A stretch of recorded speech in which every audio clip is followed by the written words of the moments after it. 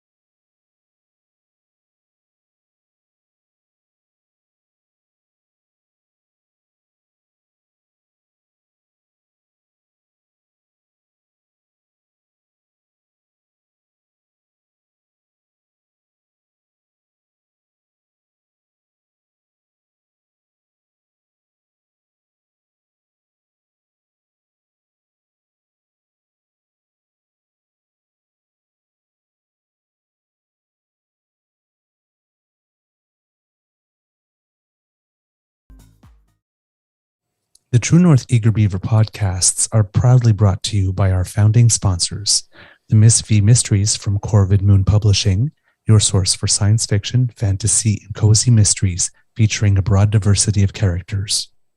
CanadianTarot.com, your uniquely Canadian online eclectic tarot community and forum, and The Peppermaster, hot pepper sauces made from fresh farm ingredients to thrill your taste buds and expand your mind.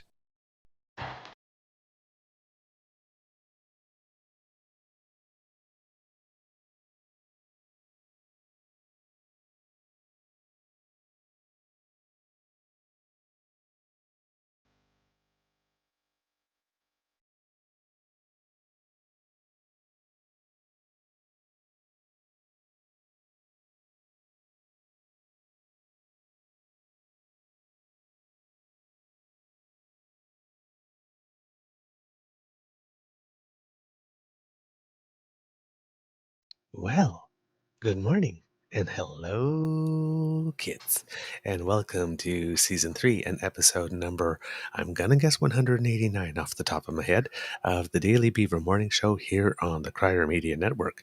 Today, recording day is Friday, August 18th, 2023, and right now it's a little wet here at the Beaver Lodge, I must say, but it seems that the sun will be coming out later this afternoon. Which means that hopefully the weather will be fine for match 2 of my tennis tournament. Yesterday, as expected, was an exercise in what I call rodeo tennis, getting on the court and trying to hold on for 8 seconds. For the first time in 4 years in our club's tournament, I exited the first round of our tournament without a double bagel. I did not lose 6-0, 6-0. I lost 6-1, 6-0. It could have been 6-2. What did I say? Sorry. Well, the holding on for 8 seconds just reminded me of something. Yeah, reminded me of something really funny I read yesterday, and Go ahead. No. Okay. Okay. That is not a morning show topic of conversation. Okay, gotcha. Or a topic of conversation for this show at all. Maybe on a casual Friday, but definitely not this show. Gotcha. I think I know where you're going. So yeah, pirate. So I guess progress that I didn't lose 6-0, 6-0 in the first round of the tournament, where you usually play the strongest player you're going to meet when you're super low ranked. But seriously, I really had a chance to look at the full draw yesterday because it was up there. It literally is every male player in the club who's really good and me. Oh, okay. So anyway, yesterday started. The first 4 games were bad, terrible. All I did was literally just put my racket on it, not even swing, and it was like I was playing golf. The ball just went 4, like that. But I settled in, didn't get discouraged, because for the first 4 games I was essentially target practice, and settled in, and I was able to. I got better as the game went, progressively, instead of getting discouraged or whatnot, which is my exercise for basically this tournament is to try and start as aggressive as I can and try to maintain that through a whole match. And no matter what's happening, just keep trying harder. So that's going to be the lesson. So yesterday, well done. Cool. Yay me. I'm your host, the Eager Beaver, pronouns he, him, hey, Mr. Beaver, eh? And with me as always, as you can hear, is my dear friend, Mr. Grizzly. Of course, a big thank you goes to our podcast founding sponsors, The Pepper Master, The Misfit Mysteries from Corbin Moon Publishing, and CanadianTarot.com. We have a Friday morning bite for you. Hopefully, we will have a guest because he is a very busy man and sometimes things come up. But hey, Kit Jen Casual Sex Friday. My the youth. pirate. The real Bill. Memories of my youth. President's choice. So we have oh man. TMI. Mr. Grizzly, how's your mental health today? Good morning. Well, good morning, Mr. Beaver. Mental health wise, I think I'm going to be okay today. I just want to give you a little update on the weather cam here. Here's the weather cam. Oh, it's somebody. Oh, I have to adjust it. The camera's been tilted a bit, but you can see it's a little overcast and drizzly here in the nation's capital. But that's Drizzly okay. for Drizzly for the Grizzly. I'm feeling pretty good today. I have a super busy weekend coming up, as you well know. Yeah. Have to load up a bunch of gear and drop that off to my beloveds because she's hosting a brunch on Sunday that I'm going to DJ, and taking my nephew to the Red Blacks game tomorrow. But I'm meeting people at a tailgate at 4 p.m. to get my tickets, and then I'll meet my nephew at the game. His dad's going to drop him off. We're going to go to the game.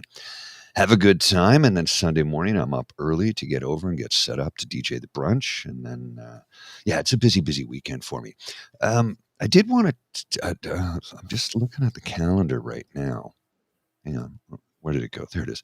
Next weekend is the 26th. Mm-hmm. I can't remember if there's anything I've got scheduled for that. I don't see anything in my calendar. Mm-hmm. Did you want to have a pubcast? Well, it does also happen to be Pride weekend in the nation's capital, so I guess I could kind of sort of force myself to go and be fabulous for a weekend. I mean, it's such hard work. Well, that works out. Well, Monday we have the flag raising ceremony at my office, and then Lovely. Sunday I am the MC in the parade. I will be both the DJ and the MC, so I won't actually be marching in the parade. I'll be on the golf cart because we have a PA system and everybody's behind that. So I will be the DJ and the MC for the office in the parade on Sunday. So if anybody happens to be out in Ottawa, you might hear my voice if you're in the parade somewhere. If you're on the parade route, I should say on Sunday. I love it. So Saturday, let's set it up. We'll do a fabulous Beaver pubcast. Fabulous. Okay, I like that. We have Kit Linda M going twist his arm for a pubcast, and you know how my brain works, Linda. You just put a song in my head, not very well known, but the Pointer Sisters had a song called "Twist My Arm." That really, really groovy. It's one of those driving songs. It's Tragically Hip had "Twist My Arm." Oh, really? Yeah. Yes, that's true. That's true. That's true. A little bit different. A little bit flavor. Different. Yeah, exactly different flavor. Well, I gotta have some love for my sisters. Well, I mean, yeah, sisters from another mister, but yeah. Oh man, no, that was the era. I think after their big album breakout that had a Neutron Dance and I'm So Excited and all that kind of stuff out, but still the really, really, really big hair and big hoop earrings and the stilettos and the short dresses and yes, exactly. Yes. Ugh, and you know who sort of followed up in that style? But they wore the black dresses was En Vogue. Yes. Never gonna get it. Never gonna get it. Never gonna get it. Oh, I love that. Especially the whoa, whoa, whoa, whoa. That goes back like 30 years, dude. Yeah. You know what? Jen said that some spicy beaver sauce. So you know what? I do happen to have some spicy beaver sauce here. I Oh, believe it's well. called Lord of Misrule. Oh, well. Yes.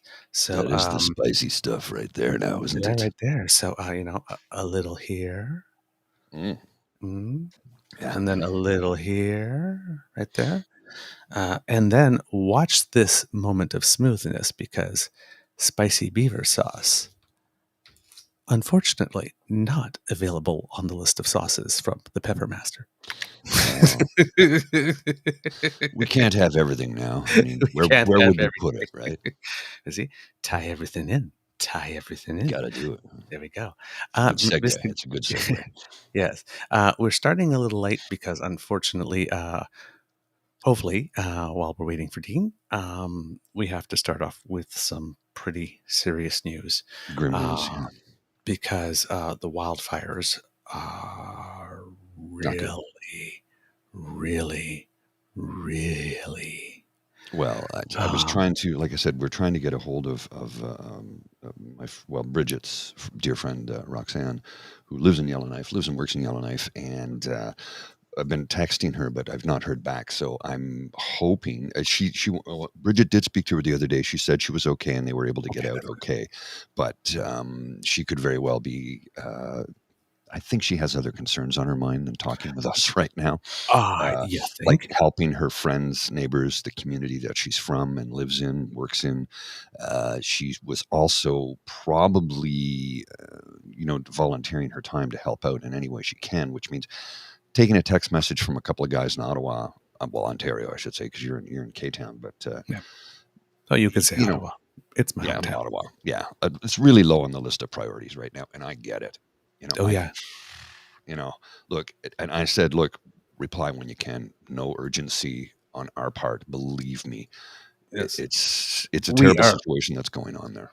It would be nice for us to be able to bring to kids, a story and a first-hand account, but we are so not the priority. No, And no, exactly. nice, it's nice. It's exactly that. Nice, not necessary, not vital, not right. So, as we say in French, faut se calmer le pompon. Yeah, just calm down a bit. So, but fire-wise, yeah, things are really, really, really, really Bad. intense, both in the Northwest Territories and the Kelowna area. About 22,000 people in the Yellowknife area are all under evacuation order. They need to leave before noon today. The situation is extremely dynamic, and the Northwest Territories has requested assistance from British Columbia and Alberta with evacuating healthcare patients. There was already some moves to evacuate inmates earlier on in the week to other places, but I'm guessing that now that they can't stay in Yellowknife either, there'll have to be some arrangements for that as well, but they have been thought about. Northwest Territory So for Wildfire Service. I was Sorry? just going to say it's not just the Northwest Territories. I've got some photos from Kelowna right now. I'm going to put Yeah, on the screen that are yeah, disturbing. yeah. We'll get to Kelowna, but yeah, people are sitting on the banks watching from and that's how close it is to the Just town. devastating. Oh yeah, it's devastating. So of course, the fire is now about 15 kilometers from city limits at the last I heard. And remember yesterday when I said it was 20 kilometers from the city and they were thinking it might be at 15 sometime during the weekend. It's at 15 sometime last night. Of course, there's a focus on critical infrastructure and the periphery of the community in particular. The idea is to discourage ignition and progression into the city. Highway 3 is the only road out. There is already fire on both sides of it. I don't know how close to the highway it is, but there is fire on both sides of it. Pilot vehicles will be available to help lead the way in case there's smoke, so to provide some light for you to follow. Tow trucks will also be there, and a tanker with gas for the stretches of road where there isn't any to fill up. If in case you are lacking gas, there will be some there. According to officials, they say that they've been assured that there's plenty of gas at the Big River service station, which is pretty much the only gas station out in the area, as well as a supply at a private car lot in Fort Providence. Emergency evacuation flights for people with no other means to get out are being arranged. But 2/3 of the territory's population is being evacuated at the moment. One of the things that is going on with the flights is that people noticed this yesterday, Mr. Grizzly, if you will put it up. Sure. People may have seen this. Again, I'm going to assume that the kids see it on their screen because we don't see it on ours. Restream is doing that weird thing again today. So please let us know if you see it, kids, in the chat. Blurry. It's very but right blurry. now, okay, it's blurry. It is try it there, again, it's visible, maybe. but it's blurry. It's not. Okay, it's try not it really again. legible right now. Yeah, we'll try it again. Okay. And we'll see. I All don't right, know good. if that's any better. Anyway, yeah, there we go. Now it's clear. It's a plane ticket from Yellowknife to Calgary that's going for $4,665 on Air Canada, which caused people to go, what the hell? Now, somebody pointed out, of course, Yes. that this particular ticket is a ticket Yellowknife to Iqaluit to Ottawa, then to Calgary, which still explains, because you see up top there's other fares, 576, 303, and 13 something. But that wasn't the other one. There are other examples, if I may write about here. Again, 1,022 here on Air Canada. And Air Canada has come out yesterday and saying that they're capping the prices of tickets outside of from Yellowknife, I think, down to Edmonton, I think it is, or Calgary, at $300. So I heard three different things. Edmonton, yes. Yeah. So this comment from Jen here, they got shamed hard and dropped the prices. I Yes. heard that, but I also heard, and I don't know what truth there is to this, but I also heard that the reason the prices were like that is kind of like surge pricing for Uber. When the demand goes up, the prices go up automatically by the system. So they apparently went in and changed that. I'm like, we need to change that system. Yes. Yes, absolutely. Absolutely. Air Canada and WestJet are adding additional flights. Greater than 2,500 people showed up yesterday for evacuation flights. More than half were told to return home until today. 1,500 people in total were lifted out yesterday, and more than 20 airlift flights will be available today, weather permitting. If you happen to know anybody who's affected, please get this information to them if you can, because I've seen in the chats over the last few days that people are talking about people that they know and love that live in the area. Also, please let them know about the website cbc.ca/lite, L-I-T-E. It is a text-only, low bandwidth requiring website for people to get information that they need to keep up to date with news. Please let your loved ones, if you know anybody who's affected or impacted by this, know about that site, because news is very important, particularly since a lot of the communications up there have been wiped out because this fire is hot enough to burn metal. So, well, yeah, it's bad. Yeah. I've got video for you here from Kelowna.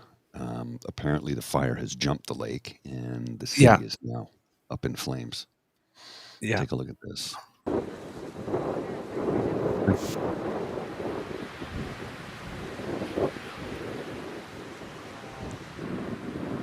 Like, it's absolutely devastating. This is wow.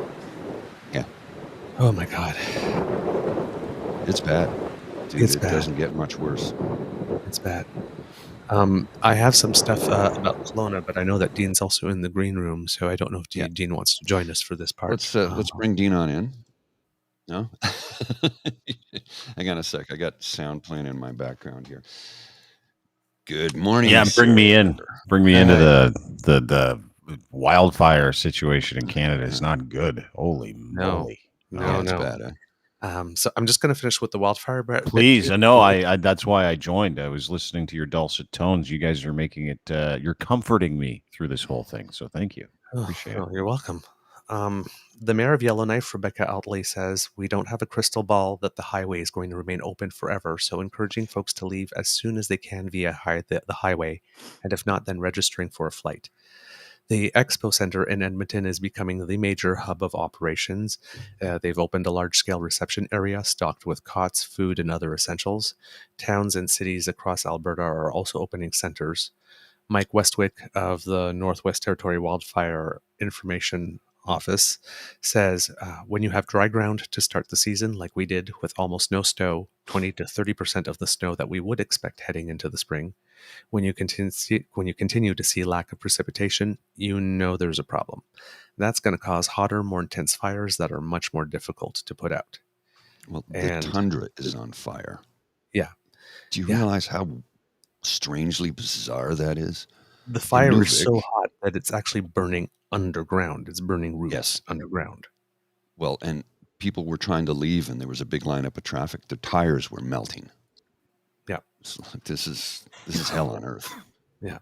Now in Kelowna, as you saw that fire, fanned by strong winds and temperatures in the mid-30s, evacuation orders were expanded multiple times. Members of the RCMP are going door to door to tell people to leave and to register with emergency support services.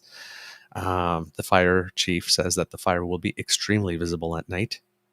As you've just seen, people are actually on the other side of the lake and watching it because it is that spectacular, but it is dangerous. Those winds caused the fire to jump Lake Okanagan last night. And though there are cooler temperatures expected, they are expected to come with stronger winds that may shift the fire to new areas. So everybody that's on alert needs to stay on alert. More than 1,000 properties are on evacuation order and 5,500 others are on alert. The fire was burning about 10 kilometers west from Kelowna last night before it jumped Lake Okanagan to Kelowna proper. Yeah, I mean, these people are building 100-meter fire breaches, and the fires are just jumping them. Right. So Mother Nature's basically saying, hold on a second now. You can't defeat me.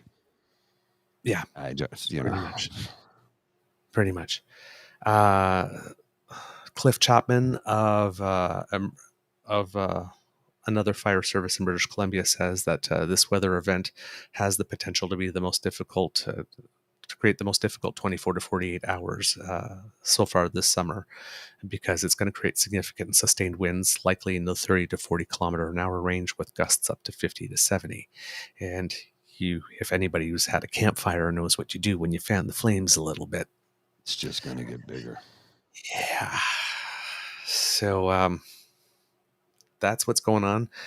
Please, yes, exactly. Kittlin M fire can jump rivers with the high winds. So please, if you have anybody that's affected and you have a line of communication to them, please make sure that you get this information to them about where the resources are, where the hub centers are. That there will be gas along Highway 3 at the Big River Station, and there will be tankers if they're stuck. Just get out. Get out as quickly as possible. Everything else is just things. Get out. Yeah, and they're all replaceable. All right. Oh, and the people in Air Canada say that if you're in the Northwest Territories and you're taking emergency flights, do bring your pets with you. They will allow them on the plane. Oh, that's good. Okay. That's good. All right.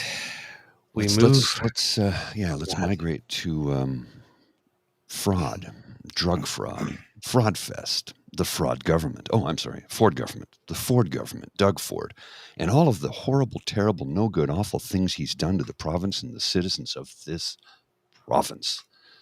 Can we start with a list of cuts? Just in the first year alone of his mandate?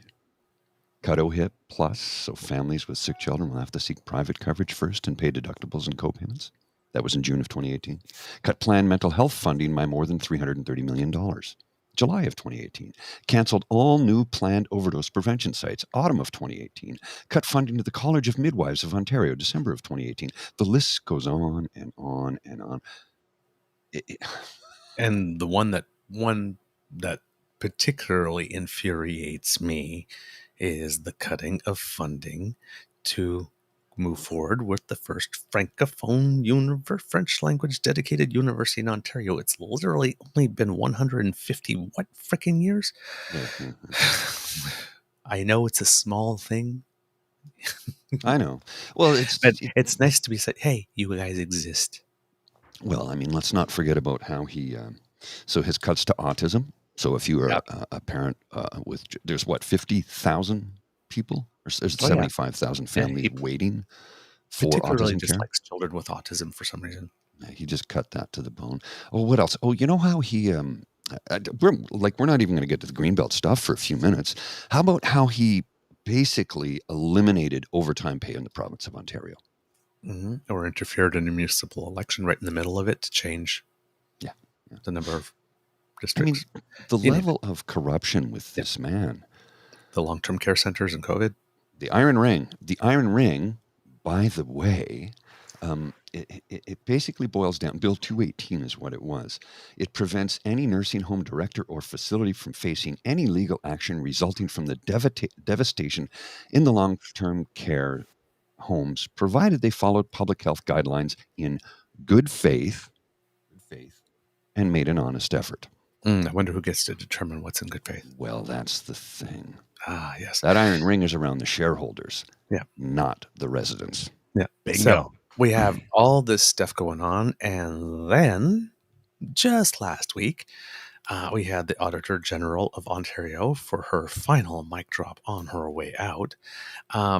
Basically, without saying it outright, label the current Ford government probably the most financially, criminally corrupt government in Canadian history.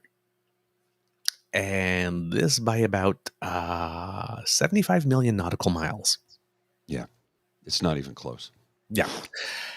Hello, Dean. Hello, gentlemen. Have you had some restful times while you've been away? You know what? I have, as a matter of fact. Oh, and good. Came Good. back to wildfires. I came back from overseas. Beautiful trip. Nice to be in Portugal for, 14 days. You come back, and Oh, Doug wow. Ford has been found out to be an absolute criminal.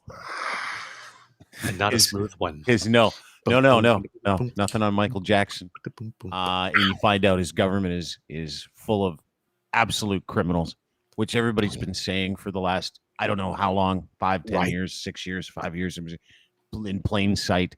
And I just thought, God bless Canada. I know. I just have this image of Doug Ford standing there with his pants around his ankles. Is what, I've been naked the whole time? Yeah, what do you say? What are you talking about? What do you mean? You found all that money that I stole from COVID? You found all that money? You found that I gave it to the developers? Is that, oh my God, wait a second. So the Auditor General report says we're totally corrupt. Don't worry about it. And then he gets up and he does a press conference. And this is what I love about, because you can't stand the man because he's an absolute fraud and colludes against taxpayers and hates the people of Ontario and can't stand anybody that's not conservative and loves to enrich his friends. He's been doing it for years, and he's an absolute cretin. All the things that you say about this man that are absolutely 100% true are true, by the way. Just wanted to point that out, that he's a criminal and he's collusive, and we're seeing it, and it's in a massive report that says, hey, you're a criminal. I just wanted to drive those points home. Criminal. Anyway, just aside from that, the brazenness, while we're all trying to stay alive during COVID, while we're trying to figure out what a convoy means, while we're getting shots and we're locked down and we're losing our businesses and we're losing our friends and we're losing our minds, the brazenness of the theft was just unbelievable, wasn't it? Like, hey, I'm going to take a bunch of land that's protected. I'm going to take a whole bunch of ecologically sensitive land. I'm going to give it to my friends, the De Gasperuses, so they can build big houses. And so that'll be awesome. To the tune of $8.3 billion. That's how much the fraud was. And his response in that first press conference was, don't worry about it. Yeah. Yeah. Forget about it. It's okay. You know what? I've already forgotten about it. You forget about it. And no one's saying a word still. Like, we're all like, there's some of us that are blowing the whistle. Some of us are talking about it. Some of us are really pissed. But generally speaking, everybody in the province of Ontario is like, whoa, dude, you just stole like a whole bunch of land and gave it to your friends and they're enriching you. And we know how this works because we're not idiots. And he's like, yeah, don't worry about it. Yeah. I've never been a part of anything like this in my whole life, gentlemen. It's unbelievable. Don't you think? Isn't it just crazy? I couldn't write this script and sell it to anybody. I know. Jaw floor. Right? I just like when he was literally, it's like the buck stops here. Yeah. I take full responsibility. All the bucks. I won't resign. The minister won't resign. No. The chief of staff won't resign. Nobody will. And we must continue moving forward. Well, We know we did it. Do you know why they won't resign? And we're accepting the 14 recommendation. No, there were 15. 15. Yes, the 14 recommendations we're accepting. Like this, what's that 15 one? Oh yeah, the 15 one was review the shit job you did. Yeah, we're not going to. They won't. No, And that's They won't. that's like The constant middle finger from pop goes the finger. It's the constant middle finger. And you know what? Part of me, I don't know about you guys. You know, we can rage about this. Part of me sort of respects it. Oh, Like- no, I get what you're saying. Yeah. Do you know what I mean? Like, The like game, it's yeah. disgusting. It's disgusting He's what that committed man to the has bit. been able to do to kids with autism, anybody that needs any kind of medical help, our healthcare system, privatizing it in front of our eyes, really developing two-tiered healthcare, being absolutely terrible to the people of this province who have children with autism, like just leaving everybody out in the cold that needs Yeah. any kind of marginal help. It's just unbelievable. And then, you know, we talk about how many people in long-term care died during the COVID and what he didn't do for any of them, including giving them air conditioning, because his friends and the conservative friends, former premier actually owns long-term care in this province. So let's just relax with that one. The lack of give a shit, human give a shit. Mhm. Give a shit about our money, give a shit about our tax dollars, give a shit about us, give a shit about our parents in long-term care, giving a shit about where we live, how we live, where we are, while he sits there and says Ontario's open for business. I think that's one of the things that really upsets me now, right? What upsets me isn't the fact that every political party, as long as political parties have been around, have enriched their friends, right? yeah. Have taken That's a government given. money and given it to Basic their grease pals and given it to their relationships, and they haven't. It's not like this is new. The level of it, while telling us that none of this stuff is happening, while demanding transparency, while doing criminal things, is just fucking crazy to me. It's It's beyond. be- It's beyond Because anything I I've come ever from a seen. time, boys. I come from a time where it's like, hey, you got caught, right? Yeah. And you're like, gigs up. I guess I got Okay, caught. Pay the yeah. piper, right? Mhm. Then not only do they not say, yeah, we got caught, they deny it all happened, and then they don't address it, and then everybody just continues to spin. And here's the issue that I have now: very few people are talking about it, specifically the press, which is in his pocket in this country, in Oh, yeah. this province. So it's almost like you have to sit and laugh sometimes, because I don't know, other than will we see any kind of legal action? Will we see the Greenbelt return to its original pressure, which is, you know, an ecologically sensitive area? Are we going to see the government, federal government, step in? Like, I mean, outside of that, we just have to talk about it because no one else is talking about it, because no one's going to do anything about it. in this Nobody's going to province, do right? a damn thing. You know, it's you look at the blatant, in your face theft that is happening, and basically he gets asked one or two questions, no follow ups, runs away just like Skippy does. And it's like, how is he not held to task for this? I don't know. How is this even possible under our Westminster system of parliamentary democracy? This is beyond anything I ever could have imagined. It's blatant theft. He's robbing us blind, and he's telling us it's good for us. While he, spends $450 million on a parking structure for a private for-profit spa on public lands that has a 99-year lease for a company that's less than 20 years old. Yep. Absolutely.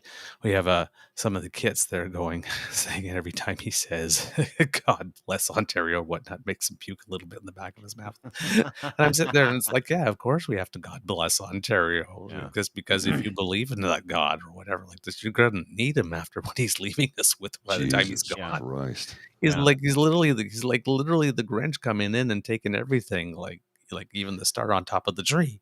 You know what's amazing to me too is the flimsy excuse that he's given, where he's pointed to Steve Clark, the housing minister's chief of staff. This, I can't remember his name. Amato, I think, is his last name. Yeah. If I'm not mistaken. Ryan Amato. Yeah. In his 30s, he's basically just a frat boy, just a frat boy who is like a friend of a friend who gets to be the chief of staff to Steve Clark. That's how these things work. And they point to him as like, it's that guy's fault. It's like it was him. It was him. Was Guy's him, like yeah. 32. And so he just quits. Like just the other day, just is like he quits, and then they wipe him off the face of the earth. No one knows where this guy is. And it's like it was just him. Don't worry about it. We'll make sure we get oversight better next time.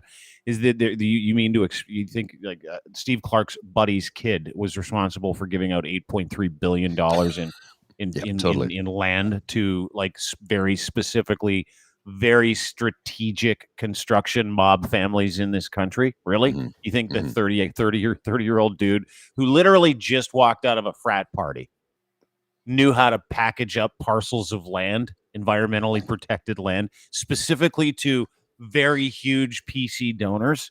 That's amazing. That's awesome. Oh, it's an accident.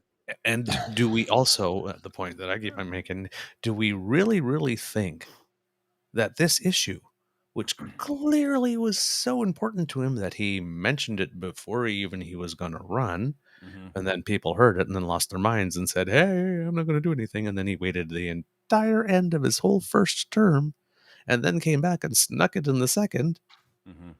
So clearly this is important to him because he never did actually let it go, even though he told us it was all over. Yeah. He came back to it. Yes. And so this thing that's really, really important, he gives it to a 32-year-old, and neither he nor the minister ever look into it at any point in the process ever again, even though only 5 months was given for the entire process and only 3 weeks was given to assess the land packages. Hey, it happens. Yeah. Forget about it. Yeah, Dean, I think I'm getting a case of political hepatitis. My legs are getting yellow. You know damn well. My legs are getting jaundiced. He's Boys, not it come up happens. with any of this on his own. No. None of this is his doing. He's not smart enough. There's some trickle down happening. Yeah. Well, and here's the thing. We had David Wallace on the show, and say what you will about David Wallace because of his history. He's a political fixer, 25 years in the business. We had him on the show a while ago because 98% of the things that guy says that this government and these have all come true. All of them. And so he's going to be on the show with us later on this afternoon, probably around 4:00. Oh, and we're going to get into not only Doug Ford, but we're going to get into how this works, right? Mm-hmm. How this works in political circles, how it works specifically with this government. And really, the thing that I go back to all the time when we ever talk again, I am like exhausted talking about fraud with this government. I'm exhausted talking about, the political capital that these people waste on us, where they treat us like shit and then they continue to get in, and we just sit there and go, where are these votes coming from? Like, why are we doing this to ourselves? Mm-hmm. And we never vote for people with values. Yeah, more, please. Can I have a penny, sir? Please, sir. But really, the fascinating part for me, and I would ask you guys the same thing at this point. It's like, do we not have a sense of fucking pride in this province? Right? Clearly, we don't. Like, do we not have shame? Do we not have shame where we go, we're just not okay with allowing this person to criminally rip us fucking off and treat us like shit and kill our fucking parents in long-term care? Do we not have any shame? And rub our noses in it while he's doing it as he smiles at us and slaps us on the back and offers us a free burger. Yeah, my friends. Just come to Ford Fest. I'll give you a hot dog. Yeah. Are we this going stupid? price literally is a couple of burgers. Yeah, and maybe a pint or a free Coke if you can ride to Ford Fest in whatever city. The criminality is one thing. The attitude, the fuck youism that I see after he gets caught is the one thing that makes me want to drive down. And here's the thing: is I know these people. I know of these people. These people are mutual friends of mine and a few other people. And I have absolutely disowned several of my friendships that are connected to this man because he's an absolute and total collusive prick who hates this province. And the only reason he's here is to give his family generational wealth. That's it. And you're right. He is too stupid to actually manage any of this stuff. It's guys like Corey Tenike and it's mobsters and it's construction assholes that he is owned by. He is not his own man. No, he is an absolute bumblefuck who is owned by special interest construction guys, the police unions. I mean, this guy is human garbage wrapped up in a big old suit. And we all know it. and we all sit there and go, and then we never hear anything in the news. It never gets covered on news story. No one talks about nothing investigative anymore. His heart's in because- the right place, and he means well. He's No. doing the best he can. He. You know what we're seeing in the United States. I would love your thoughts on this, Douglas, and yours too, Paul. But Douglas is smarter. He is. No, I'm not insulted. It's true. But truth, you know, truth is truth. the racketeering. He's smarter than me too. I'd say the same thing to me. Man. Now the racketeering charges we're seeing in 18 of Trump's associates get caught up with, including himself, that are getting worse now. That are like he's going to big boy jail. He's going to get frog marched. Racketeering, RICO laws, right? Organized We need crime. that here. We need that Do we? Is hearing that not Christmas what we're? songs. Is that not what we're seeing in the province of Ontario? Is this not Totally. racketeering at its It's the fucking exact finest? same damn thing. We were making the point Yeah. a couple of days ago on our show. Is we have Poliver, who's like Trump in terms of the policies, the terrible stuff. With Doug Ford, you don't get the racism. You don't get all that stuff. Not that- hey, not no, up no, front. I get Not it. up front. No, he is. But you don't get it. 100%. You don't get it. Yeah. That's the thing that saves him, right? Because every He has time a little bit of charisma, just enough. No, but the thing is that Doug Ford knows that by playing the center, like Christopher Freeland's my best friend, and no, I like people from all over the place. He always has Daniel Smith or Scott Moe to hold his goddamn beer. Yeah. And now Blaine Higgs, Mhm. right? Yeah. So he's in that sweet spot because there are people that are completely freaking wackadoodle. He can appear normal and centrist within that movement. Comparatively speaking. Number Yeah, you one. look trusted, right? Yeah. Right. Like this. And the fact that he reverses a decision every now and then. Oh, Well, the sorry, bar- sorry, The like bar this. just keeps Okay, getting yeah. lowered and lowered I and lowered. won't reintroduce stop and frisk in the park during COVID. It's just, ooh. Thanks. Thanks, dude. Thanks, buddy. Yeah, Yeah, that's Yeah, great. Thank you Yeah. for doing like literally the minimum. But it is racketeering at its finest. But and then Everything from him, but here with Trump, he's the, like when he said he's a Republican, he literally is the Republican. He's the side of Trump that literally promised he would never play golf and had the whole government pay for so many golf trips and To then his decided, own hey, place, I'm by going to the way. buy a hotel right next to the right next to that big building. And anytime you guys want to come internationally to say hello to me, you need to stay in my hotel. And hey, I am going to set up a workplace in the Southern White House at Mar-a-Lago. And I need security there, so I guess you're all going to have to rent rooms there, right? Yeah. Secret Service bill. He's the president, and he needs the $1,500 security, and he's Sure got does. the room, so of course he just won't donate the room, right? He's Yeah. going to bill. Of course he is. That's what a smart business guy does, dude. That is Doug Ford. That is exactly what he does. Any way that So he can he's pinch that guys. side of Trump. Oh, totally. And you know what? You bring up a good point. And the words, the language, the sounding like the yeah. bumbling type thing. Yeah, like like you got to trust me, guys. Like everybody, you got to trust me, guys. Like this, but it's and okay. I can't believe. But whereas Yeah. Trump is, he's always the victim. Doug Ford is, I'm always here for the people. He's he's got a little bit of Evita. You know, I go back to a word that's easily used when someone says the word "prove it." Right? It's like, just prove it. Okay, receipts. Every words are not works in the world that I live in, and I don't know about you guys, but the quality of character is directly indicated by the works of that character. Right? That character's works are in stark contrast to all of his fucking words. Okay. I love nurses. He said that about 10 minutes 124. after having him beat out in front of one of his debates Yeah. last year, if you remember that. Yeah. Beaten. Nurses beaten Yeah. for protesting against him. Everybody's allowed to come to my rallies. Kareem Assad, who works for us, you watched her get arrested at one of them because he wouldn't allow her in because she wrote a cartoon about him once. And then she fought it, and she won. And she fought it and she won because he's a collusive prick who hates people. And everything he does is a lie. He's a perception. He's not even a fucking premier. He's just a fucking idea. Yep. So then on top of it, those are works. And his security detail. Yeah. A security detail. His private security detail from the OPP. Yeah. Instead of having revolving officers, he hand selected who they are. Same group. Mm-hmm. Yeah, Yes. because those guys won't Right. talk. They won't talk about what they see on the plane, the OPP plane that he gets to take. Exactly. They won't talk about what he happens on the premier's desk at night. with the ladies from Cachet Escorts. Won't talk about any of those things. We needed a team that would be loyal.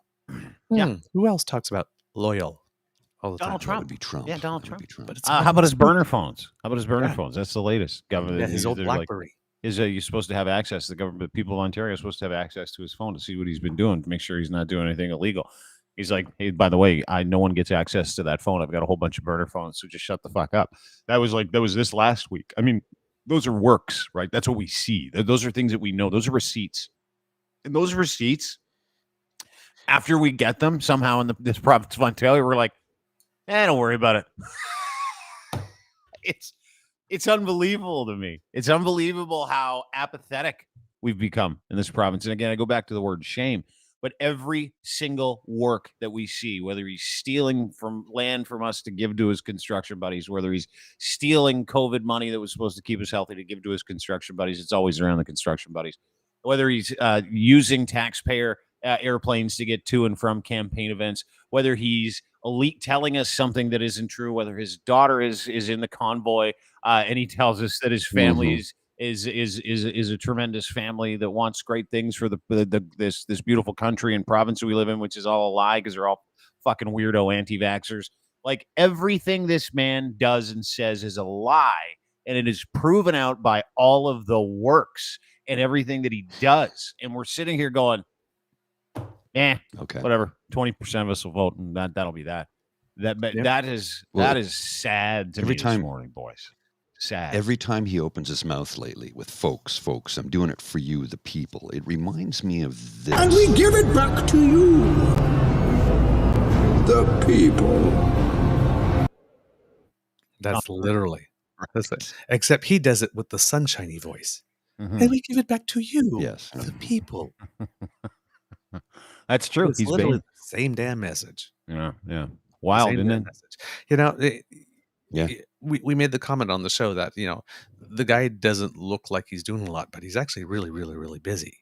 He's doing a lot, so, developers and, keeping surpluses aside and then diverting them entirely to building highways nobody asks for, and then bringing in for-profit healthcare, and then low-quality long-term care centers, and strong mayors. And when he's on he's on the phone 24/7. I have no doubt he's very busy finding new and innovative ways to screw us over. And it's like, and again, I say, with whom is he on the phone that much? And what's he doing with that other hand that he's got him on speaker? I am sorry, because according to the AG, again, running the most financially, criminally corrupt government in Canadian history, potentially, he's a very, very, very, very, very busy man. He's that guy in the office that walks around with a clipboard very fast, just checking things off, looking very, very, very, very busy. Yeah. And fast walking. He probably does that in the office quite a bit. That dude in the office that like fast walks all the time just to look like he's busy when really he's just like fast walking to the bathroom and then fast walking back to his office so he can get on his phone and play Tetris again. Like those guys. He's one of those guys. Yeah. And while he's fast walking, other people are out there scooping contracts and money, and he's giving government money to his friends for sole source contracts, which has been happening this whole time. And he's working really hard with the mob to try to figure out how to get more of your tax money into their hands, maybe for a hospital that we don't need, or $3 million homes for like some immigrants that are coming over with $80 in their pocket. It's truly a magical place, this Ontario, gentlemen. It really, really is. Well, like I heard on your show from David Wallace, when he said Doug Ford says Ontario is open for business. I think that's another way that he's like Trump. Anytime he says Ontario, replace the word Ontario with Doug Ford. Because Trump, every time he says America, right? This is a terrible day for America. No, it's a terrible day for you. Yeah. Listen, Ontario is open for business. No, it seems that you were, because according to David Wallace on your show, which I listened to, Shades of Vladimir Putin, someone has salted away, allegedly, our favorite word, $100 million. $420 million. 420. That's the word. That's what Wallace says. Yeah. 420 million. That's what Wallace says. That's what Wallace says. And that number is actually believable when you think about the actual money that goes into building things, and you think about kickbacks in this province. And I'm not saying he's taking a kickback. I've got no physical proof that Doug Ford and his friends have taken kickbacks. What I can tell you is I know how the fucking construction mob works in this province, and they own it, by the way. And that's 29 That years. is unique to any province in this country, save Yeah. Montreal, which is just its own little center. Yeah. But That's his own I thing. mean, Yeah. this province is absolutely under the very specific control over the whims and the needs and the wants of a few construction families that are connected to the kind of international money that you all shake your head at because of those vested interests when it comes to rinsing money, washing money, all of those things. And I have, and we can talk about the individuals that are at play here, and I won't, because that's for people that do investigative reporting. But there are a lot of questions that need to be answered in this province by people who do forensic accounting, by law enforcement, by CSIS, by people. But here's the problem: is that we've allowed this kind of collusion and this kind of construction bullshit to happen in this province for such a long period of time that all the rules and policies are bent towards that money and those families and this thing. And so Doug Ford is actually, like, he's a bumblefuck, but he's no idiot when it comes to being able to play every side to his financial advantage, which he does, right? He makes nice with a couple of liberals. He makes nice with a couple of people that might have vested interest in the same money he's got vested interest in government federally. And then he works towards those ends. And those ends always have some kind of financial compensation for him, his friends, his relationship, or his family. Always, never fails. Take it to the bank. And Douglas, you're right. That's what open for business meant. It's a dog whistle to everybody's like, hey, guys, I love money. I'm a big money guy. I want all the money and all the influence. And so he opens up healthcare and privatizes that. And we're all sitting here going, I guess, why not? Right? Just allow it, because we can do nothing about it. Nothing. I said it the other day, how he started with, first he's going to destroy the working class. First thing he did was froze the minimum wage increase that the Wynne government had voted in. That's the first thing one of the first things he did when he got elected, right? Freeze the minimum wage. Then he eliminates overtime pay. So the way the system works now is you do not have to have an agreement between the employer and the employee to make them work overtime. And then he averaged it out over the course of a month. So in a 4-week period, if the first week you work 50 hours, the second week you work 20 hours, the third week you work 60 hours, and the fourth week you work 20 hours, you're only averaging out to under 40 hours a week over the course of the month. You get no overtime pay. And there's no agreement in place for that. So there's two things right there. So freeze the minimum wage, eliminate overtime pay. Then what does he do? Well, if you're 17, you can now enter into an apprenticeship program to get a trade, which means you won't get paid for that work, which means you are now providing free labor to construction companies across the province of Ontario. And in doing so, because it's an apprenticeship program, well, we have to pay those companies because the Ontario government will make sure that we're going to pay the fees that are required for that apprenticeship program. It's free labor. He's destroying people left, right, and center. And then, okay, let's see, what else can we get started on with the grocery companies and how they basically own healthcare in this province now? And let's not forget about the telecom company out west that purchased a large private for-profit healthcare insurance program. He's trying to turn us into the United States of America. And he's got all the big mob bosses on his side and all the big money on his side to do it. And as you were saying a moment ago, Dean, about construction, trust me when I say this, as somebody who worked in that field for 29 years, who bid on big contracts, who submitted telecom contracts for big projects, pay to play. You want this contract? No problem. You give me a little kickback of this much money and we'll make sure you get it. And it happens on the daily. We pretend like it doesn't. Like, that's the funny part, is like nobody talks about it. But listen, I work in a couple of different industries, and it exists. We don't do it. I would never do it because I have to be able to fucking sleep at night. But man, kickbacks in this industry are nothing compared to the kickbacks in what is promised for friends and family, cars, trips, money, CDs, RRSP. Like, I mean, dude, it is fucking bananas how collusive, how corrupt the construction industry is. Corrupt. And it's not just in Ontario. I mean, the construction industry, generally speaking, cash is king, as you point out, pay to play. And that cash, specifically underneath the line, as you know, money that doesn't really exist out there in the ether, There are different ways to piece people off when it comes to a kickback.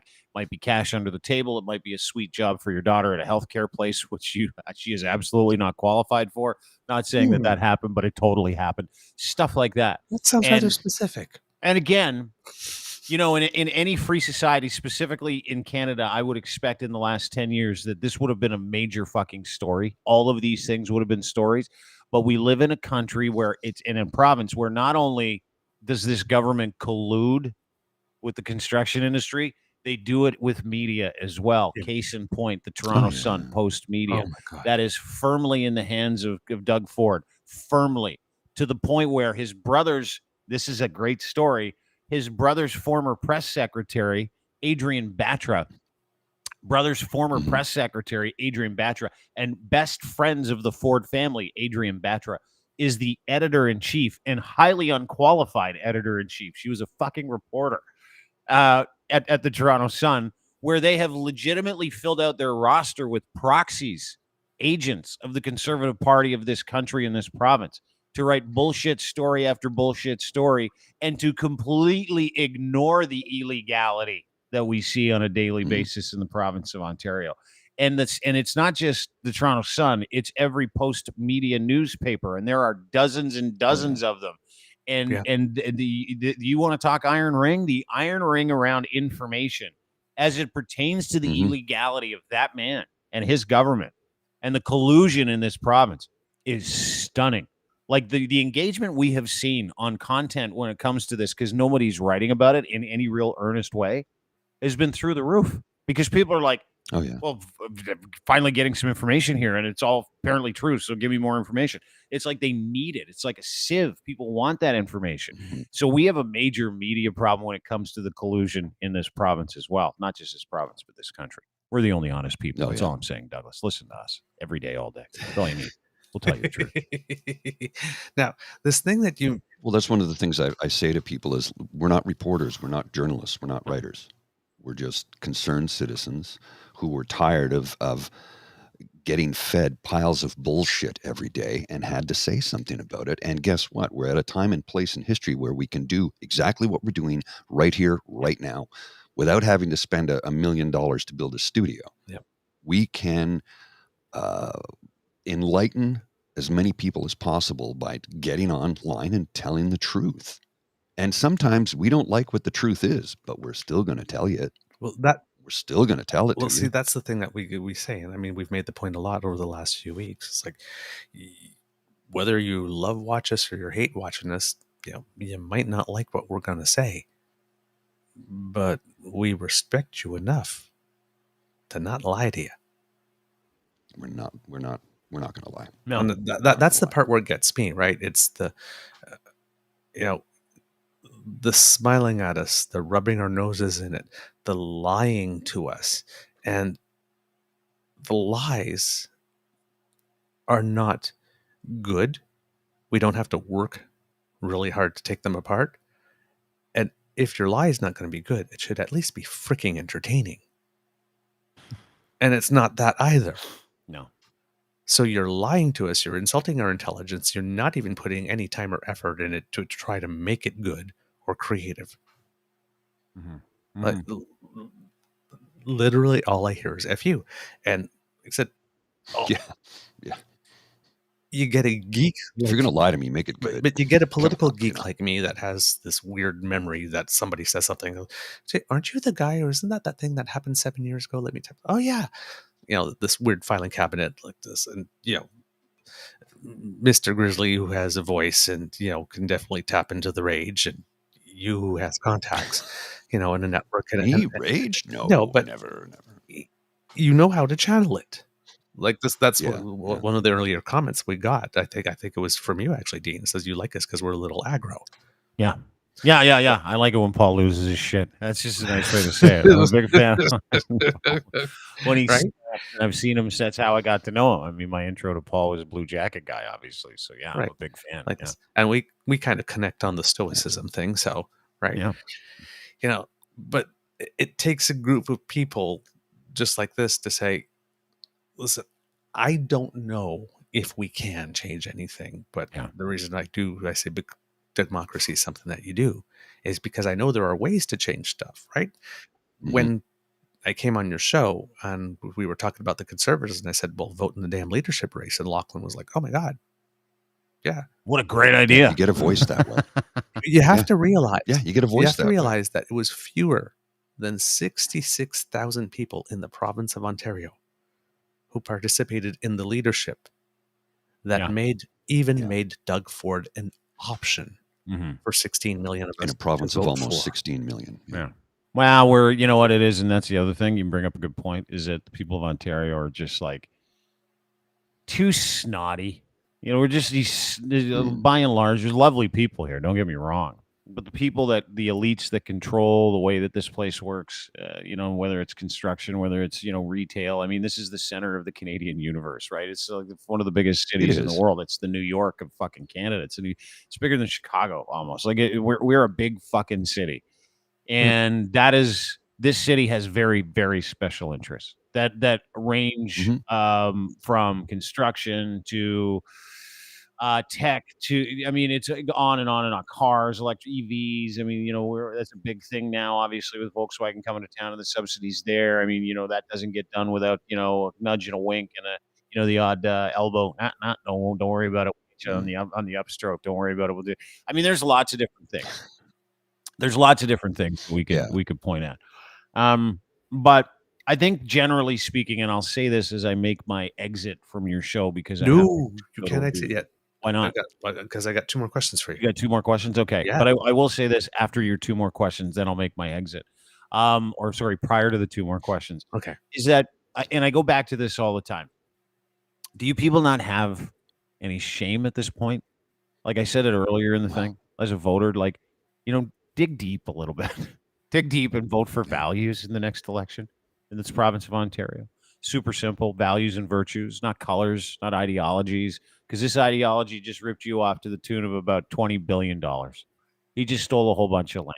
And counting. Yeah, he's basically turned the OPP into his personal security detail, who will never hold him accountable. He is destroyed and destroying for his friends and for his own pocketbook your healthcare, my healthcare. He and his government have killed thousands of our grandparents and our parents. They're absolutely solely responsible for the shit fest that we see in this country. They collude daily with different news outlets so that you don't get the information that you need, so they can continue to operate, proliferate, and steal from you. So it's really about you in this next coming election, in the next year and a half. It's really going to be about you deciding that, hey, you know what? I would like all of us to be governed by the same rules. I would like fair. You know, I would like this to be fair to me and fair to my brothers and sisters in this province. And I would encourage you to vote for someone with values. I would never tell you who to vote for because I'm apolitical. Vote for someone with values. Vote for someone with virtues. Doug Ford has none of those things. Sorry, Douglas. What is your first question? I almost wanted to let you in on that, actually. Now that was just so damn good. Shit. Sorry. When I was talking about Doug Ford, like right now, there's an Ontario leadership race going on, right? Really? And Liberal Party. Oh yeah. That's right. Liberals. Yeah, Right. The libs. Yeah, the libs. So there are 4 candidates that I know of. Yeah. Right. But we are taught in Canada to vote in the general election. Yeah. We are never taught to vote in the party leadership races. That's where the action is. Remember, about 47,000 people, I think, are the number of people that voted for Doug Ford, and the other people voted for other people in the 60-something thousand. It is, but fewer. There are 16 million of us. There were about 50,000 people that made Doug Ford an option. All it would take is 100,000 of us to register. 100,000 Ontarians register to vote in a party leadership race. And we could have stopped that then. As soon as he registered, we said, oh, no, not that motherfucker. And 100,000 of us could have just bought memberships and voted and it was a block against him and prevented this shit from happening. This is why they don't teach us the civics. Yeah. They don't teach the civics. So right now we have 4 candidates. If you're living in Ontario, we have 4 candidates. If you get Dave today, because I've been trying to get him here and we have not been able to get schedules. Wallace? Yeah, Wallace. The question I want to ask him, I was like, of the 4 that are there, who do we not vote for Yeah. as leader? Of Who the do we Liberal not Party? vote? If you want to stop this, he's been in the game. I'm Yeah. sure he's heard of the He four. would I'm know. sure he's seen of the four. Who do we, as citizens, buy we don't even have to buy membership. We're free. Sign up for membership and make sure it doesn't win. If Bonnie we want Crombie. this kind of shit Bonnie to Crombie. stop. She's a Ford acolyte. She's pretending to be a liberal. Yeah. Don't vote for Bonnie Don't vote Crombie. for her. Nate Erskine Smith. Do you know Nate? Yep. Do you know Nate? I know Nate. I refused to about 2 years ago. I'm like, fuck, no more politicians on this show just because of the lies. Everybody lies. Nate's the only guy I've never caught in a lie. Like legitimately, Nate's the only dude that's never lied to me in the middle of an interview that I've ever interviewed who is a politician.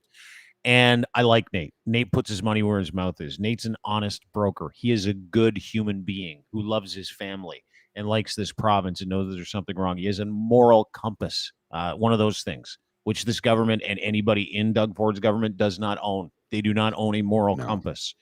No, they threw that out. And so if you want my advice, which I would never give you, but based on, and I, by the way, have not said a word about political leaning ideology, stripes, or narratives or talking points. Nate is a good man full of value and virtue that I have experienced real life. Like I've actually shook the man's hand. I've sat with him. I've talked to him. I've had him on the show a bunch of times before we canceled all politicians coming on the show. Send them my way. By the way, I will. I'm happy to. Nate is a good man, and that is what we need. We need good men and women. We need good human beings who look past their bias, who look past their government policies, who look past and look at the people that they actually represent and serve, people with values and virtues. And I go back to that all the time. But yeah, who you don't vote for? Bonnie Crombie. There's your super fucking easy answer. She's like a Doug Ford acolyte. She's like, I'm a liberal. She ain't. No, you're not. No, you're not. She's about as liberal as Dalton McGuinty was. Yeah. He wasn't liberal. No. He was barely progressive conservative. Yeah. He was liberal in name only. Literally. Looking That forward to progressive health tax. Ugh. Yeah. Biggest tax. Remember when we used to be able to go to the optometrist and not pay $120 to get our eyes tested? Yeah, that was pre-Dalton McGuinty. All right. The second question. Strictly business, this one. Talk to me. All right. We've gone Crier. Yeah. You've not been doing your show daily for the last little while. No. Because it's been sporadic. Yeah. Charles Adler has joined us. Yes. And you spent some time in Las Vegas, and you're spending a lot of time in Portugal. Yeah. And you don't yet have a 10. No. I'm bronze. I'm bronze now. But I digress on that. Yeah. But we need to talk. All right. I got you. What do you need? What's going on here with Crier? What's happening? Where's the future? I would like to have had this conversation off the air, but I'll do it on the air too. I'm happy to do it. We're just busy. The kids want to know. The kids want to know. No, happy. We're just busy. It is. I think because we do a multitude of things. Like I know I'm a podcast host. That's one of the things I do. I know I'm a media guy. Like I'm part of a media company, a Crier Media. That's another thing I do. Part of another company called Clancy World Incorporated, Clancy World International, which is a digital collectible company that we've been working with over the past couple of months, which has been fascinating because it's come with some incredible opportunities to meet some incredible people who benefit from the technology at Clancy World, which is bulletproof, incredible technology where people can actually own moments from games that they've been at. They can watch games where they don't need to be there. They can work with partners, frictionless partners. It's a fan engagement tool. It's a membership tool, but it's all involved in technology and what used to be called NFTs, which are now called digital collectibles, because as we all know, NFTs are somewhat of a joke. And when you own an NFT company and you walk into a building and you're like, hey, by the way, it's a joke, but this is what you need to do with it. Everybody's like refreshed and they go, oh, thank you for telling us the truth finally, which is what we do. So we're really into fan engagement, and we're working with a fan engagement company at Clancy World to help different companies, different businesses and brands be able to engage better with their fans, have instant access to e-commerce, tickets, exclusive activations, stuff like that. So one of the clients is Benfica. Benfica, of course, is located in Lisbon, and I've had the dubious, unfortunate opportunity to spend about a month collectively there over the past couple of months. It's been tough, boys. It's been tough. But it's been this things you do beautiful, eye-opening experience where you go to a different country and you see how they do things, and you come back to Canada and you're like, man, we're all in each other's shit over here too. That's Yep. the other thing I got from it. It's like you travel to the United States, Vegas, same thing with Clancy World. We've been doing some work with some folks down in Vegas with it, which I can't talk about because we've all signed these beautiful agreements which say, hey, can't talk about it until we make the announcement. But same thing, fan engagement for people in very specific niche sports. So long story short, you get out of the country, right? And you're like, man, in Canada, you're here. I don't want to say boiled frogs, but every country's got its boiled frog issues, right? Where you leave the country and you're like, I don't like certain things about where I live, right? Yep. And specifically, I noticed that in the United States and Portugal. Now, we can look through the lens of news and we can see the United States being this hot mess, which it is politically. You know, we're watching Donald Trump go to jail, which is beautiful, and I laugh, and it's awesome. But it's a mess. And I mean, we do business with people in the States who are like, yeah, it's a fucking mess down here. Like one of the people we work with fired her dog walker because she was a Trump fan. And I'm like, that's hardcore. You guys are hardcore down. You're not messing around. Yeah. Like, are you going to influence the dog somehow? No, she's like, I just No don't doubt. trust anybody that would vote for Donald Trump with my dog. And I'm like, that's actually not a bad thing at all. I kind of get it. Yeah. No dog in this house is voting GOP, especially Yeah. after Mitt Romney.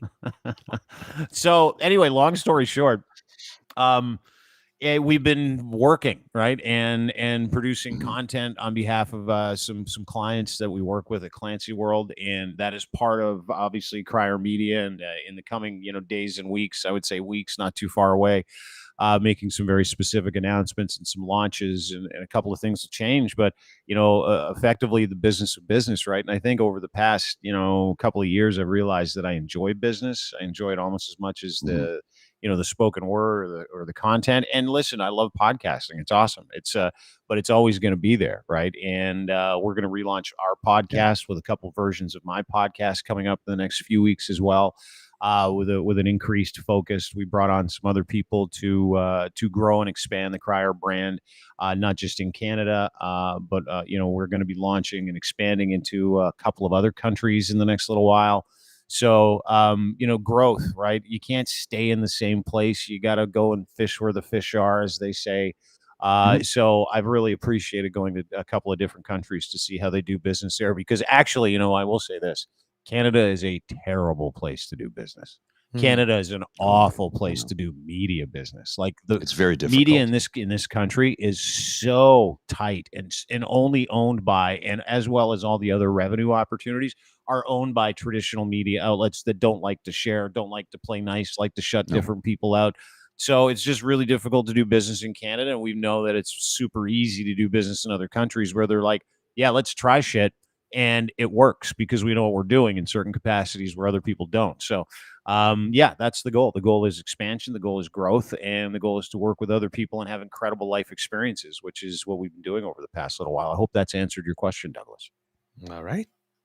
Yes, no? I'm satisfied. Well, and I can completely agree with everything you say, Dean. And I've traveled the world extensively, and I can tell you that we have a beautiful country here, and there's a lot of amazing things. And we do a lot of things really well, but there's a lot of things we really got to learn how to do better. And we can go to other places around the world and take those examples and learn from them and make it better here. As you said, it's difficult to do business in this country. As somebody who owned a company for a long time, I know it's not easy. No. There are a lot of roadblocks set up because as a nation, we are risk averse. Whereas in the United States of America, you go down there and go, I got this great idea in $20. Here's $5 million. Make it happen. Whoa. Yeah. I'll give you an example. A friend of mine, when he bought a company, a telecom company, a bunch of years ago, and he needed to outfit all his new trucks. And I talked about this once before. And he went to the bank. He went to the bank that his family, his entire family, all 8 brothers and sisters, they all banked with, his parents banked with for, their entire lives. I need to borrow $100,000 so I can outfit my, buy all these trucks and outfit them. They go, do you have $100,000? Well, if I did, I wouldn't be here asking for it. Well, we can't help you. So he went to every bank in town. Finally, Desjardins agreed to help him out. The entire family moved all their business, all their banking right over to Desjardins, basically because they said, so we've been with you for how long? And you wouldn't lift a finger to help us. Well, help my brother. He asked for $100,000 to get his business up and running. You wouldn't help. Desjardins said, no problem. They moved everything, all their life insurance, their home insurance, their auto insurance, everything to Desjardins. Bank with them. And they're like, they've been so easy to work with. I'm like, because they're Desjardins, and I'm not trying to promote them, but they're kind of outside of the system of the traditional big banking corporate, right?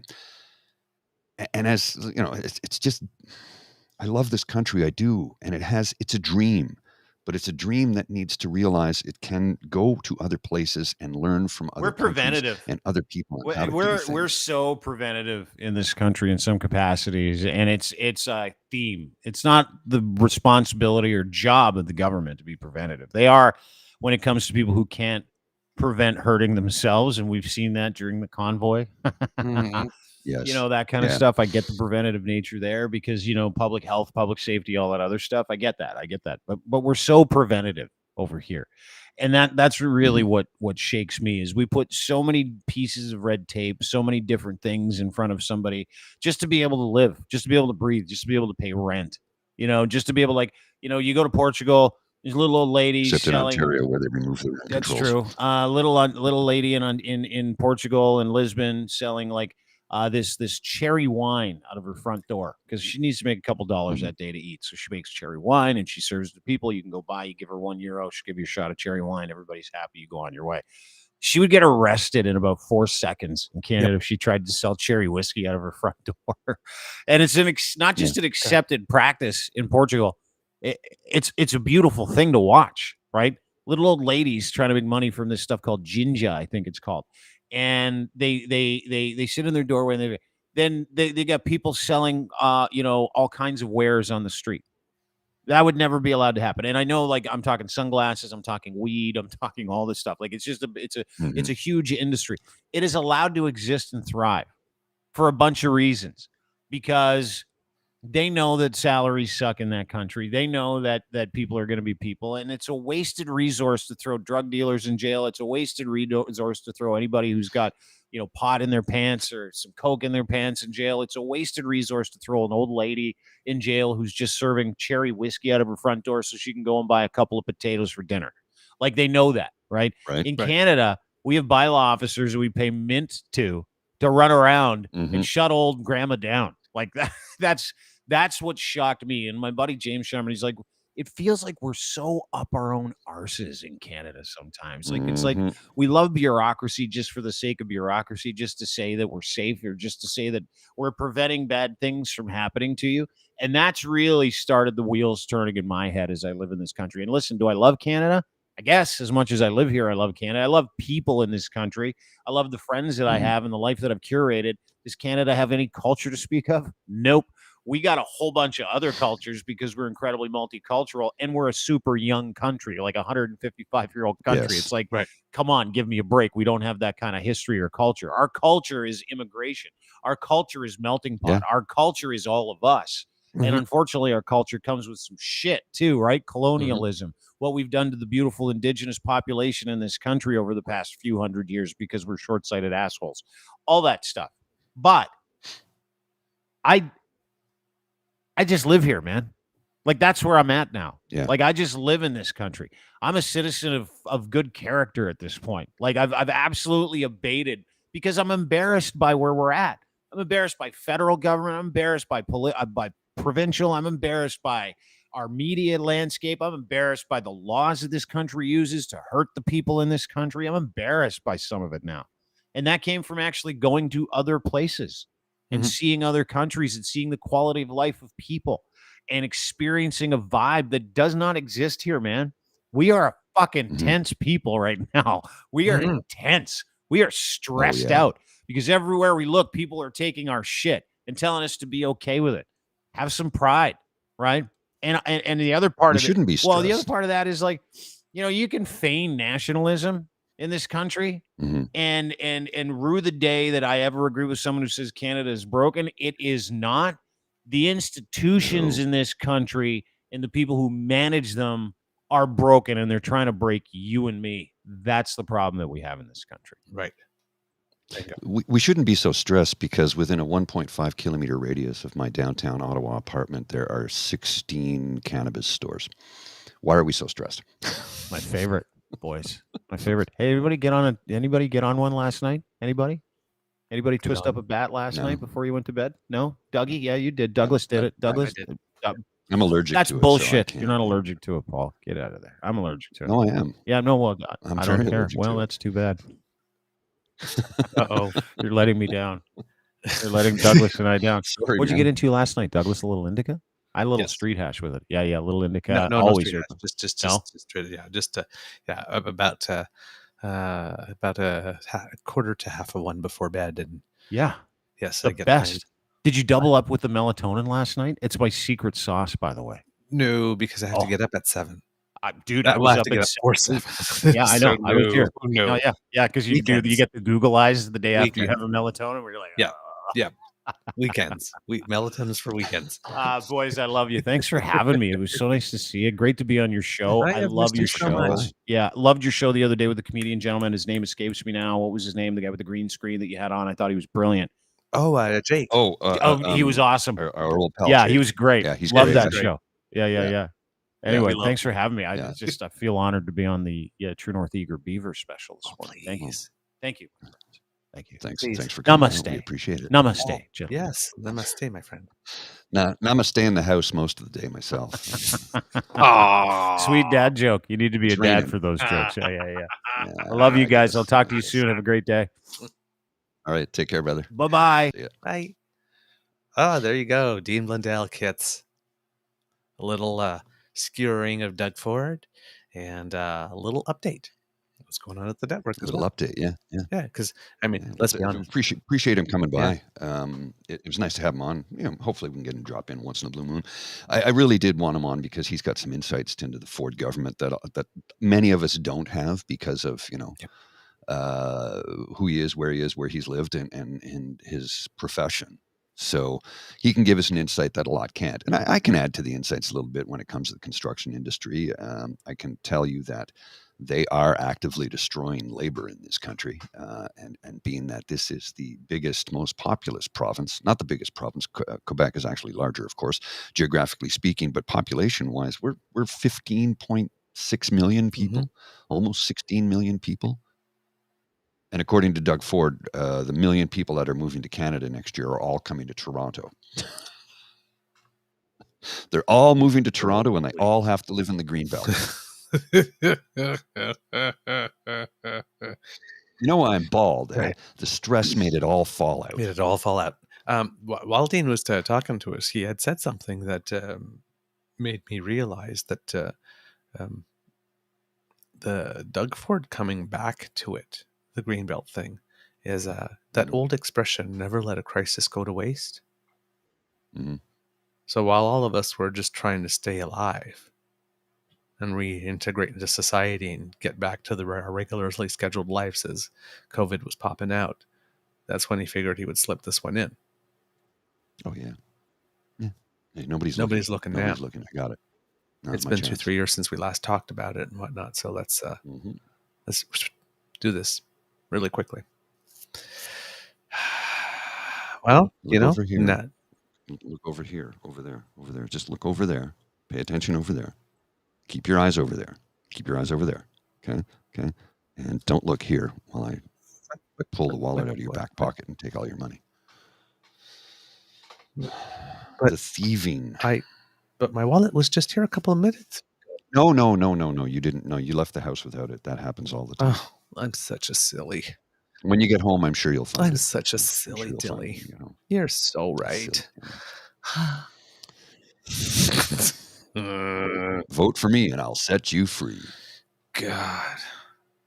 Free from labor laws, free from gainful employment, free from able to keep a roof over your head, because if you live in a building that was built after, 96 or 98 or whatever it is, you have no rent control. We can rent evict you at any given time and there's nothing you can say or do about it. You don't get paid overtime anymore in this province. That we've eliminated that. The province of Ontario no longer oversees qualifications for people who work on construction sites. How convenient. And now he has a free labor force that, it's free for the employer, who will get paid from you and I via our taxes in this province. The apprentice gets nothing. The apprentice gets an education, which is mostly general labor, because they're 17 years old and nobody really wants a 17-year-old on a construction site, because they spend most of the time babysitting them just to keep them alive. I have worked on construction sites with very young people, and some of them have been exceptionally good at their job. But other ones I've worked with who I had to keep saying, put your helmet back, put your hard hat back on. You need to wear your glasses. You have to pull your pants up. You can't wear your butt hanging out and you're with your underwear showing on a construction site. You're going to trip and fall and someone will get hurt. When you climb up that ladder, which is 30 feet in the air, you have to tie off. And you're only supposed to be on that ladder to get to the working platform. You can't do what you're trying to do. So it's babysitting all the time. Babysitting to keep them alive, which takes away from getting the actual work done. So I guarantee you, the vast number of these 17-year-old apprentices that will be joining the labor force who won't get paid but will be, trained, well, the employer gets the money. They will be mostly doing very general labor stuff. Move this from here to here. Carry this pile of bricks over here. They're not going to be doing a whole lot of actual learning because they don't have the time to train them. They're going to do what they can to keep them alive. Go get us coffee. Here's some money. I mean, and it's free. It's free. Very few of them will actually get a trade out of this, will actually get trained. And look, here's another thing that people don't seem to realize. We do not have enough skilled tradespeople in the country right now, period. We just don't. That's why construction projects fall behind. That's why construction projects fall apart. I know electricians, master electricians, who literally have worked enough in the last few years that they could retire at 45 and live a very comfortable life because of the money they've earned, because they've worked so much.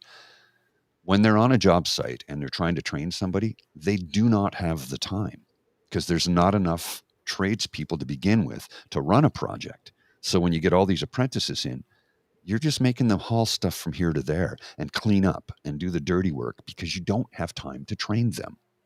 What used to take, I will say, 5 years, and I could be wrong about the numbers, to become a certified Red Seal electrician now takes 8 to 10 years. Wow. Because the amount of work that is there and the amount of work that needs to be done by the actual qualified personnel, the actual qualified tradespeople, they're working all the time. They don't have time to actually train you anymore.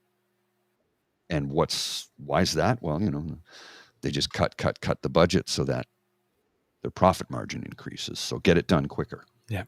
What happens to get it done quicker? Well, it's usually not done. Trust me, I have been on construction sites where I've seen stuff built and went, I would not set foot in that building, and I will tell people, don't go there. Yeah. I have told people, do not go in that building. They're like, why don't you report this? And I go, well, I've tried to talk about it as much as I could, but there's only so much I can say and still remain employed. And see, this is the thing where I'm held.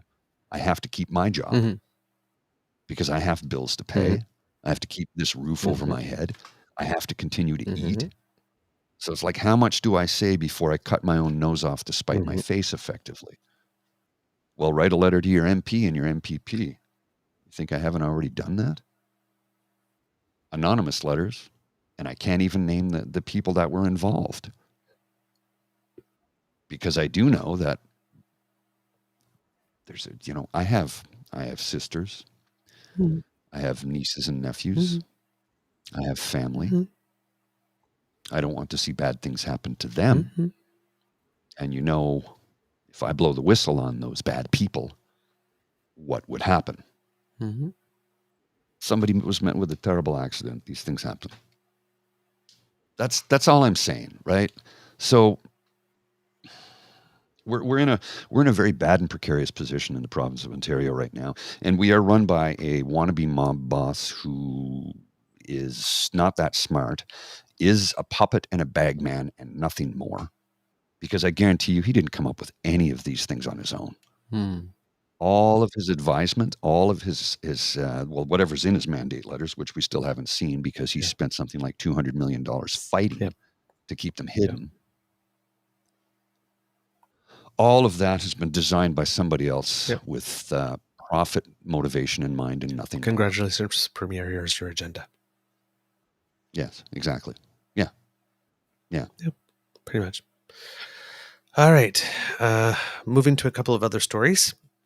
On August 15th, totally missed it, was la fête nationale des Acadiennes et des Acadiens, National Oh, I didn't know Acadian that. Day.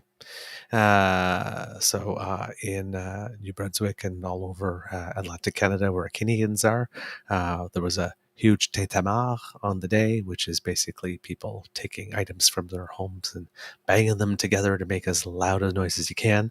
The biggest one is usually held in Caraquet, New Brunswick, every year. There were concerts, and they were televised this year. They were held at Le Pays de la Sagouine in Bouctouche, New Brunswick. I've been there. It's actually a fun little place to go to I know. if you ever have the chance, if you're planning a vacation. Around that part, you call it Bucktush. Bouctouche, yeah. So if you're Bucktush. planning a visit to New Marty Brunswick, Bogue. yeah, go to Le Pays de la Sagouine. It's very it's a cool place. The future of federal funding for the event is uncertain, as apparently their deal or their agreement ends this year, and nothing has been renewed since 4 years ago. They get funding at about $500,000 a year from the federal government to mark the day. So the Société Nationale de l'Acadie has been ringing the alarm since the budget that the Liberal MPs from the area have reassured the community that funding will indeed continue. It just hasn't been announced yet. Now, politically, something interesting happened. Yves François Blanchette apparently spent the whole week in New Brunswick for La Fête Nationale des Acadiens, sprouting some rumors that maybe he is looking to expand the Bloc Québécois. Now, this is something I've said. If the Bloc Québécois had expanded, became the Bloc Francophone instead, and it expanded into New Brunswick, certain parts of Ontario, maybe St. Boniface, a couple of other places where there are Francophone pockets, you might have a party that's eligible in enough seats if votes split enough ways that actually could form a government. Because the Bloc Québécois once formed official opposition because the way that the votes fell. But let's say if they ran candidates in 100 ridings and votes split in a really weird way, right? But he says, nope, not planning that. If we want Quebec to be a country, we cannot pretend to have candidates or MPs from outside Quebec, which would be absolutely illogical. But he is mentioning, sounding a bit like Spock, saying that it's very important to create a friendship network, and that it's important. We care about French outside Quebec, which is actually not really true, to be totally honest. There's been no real evidence. As a Franco-Ontarian, I can tell you there's been no real evidence of Quebec coming to our help or our rescue when we were threatened in any way, like when they were threatened to take away the Montfort Hospital, or in our fight for a Francophone dedicated French language university, or nowhere to be seen. Nowhere to be seen. They were. So, but yeah, just a little working up some networks there. Blanchette is, but of course that prompted some rumors, which of course he is denying. We will see how true that is eventually. In other news, a citizen of the province of Quebec has been sentenced to 22 years in jail in the United States because her name Pascal Ferrier, pleaded guilty to 9 counts related to biological weapons after being arrested at the U.S. border in September 2020 because she had tried to send a poison letter to former President of the United States, Donald Trump. I think. Yes, Ryson. Which makes it really interesting that the only person publicly known to have wanted to make any type of attempt on Donald Trump's life was a Canadian.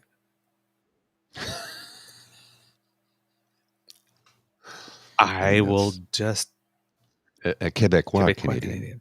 Now, of course, we don't condone this, but it's an interesting observation.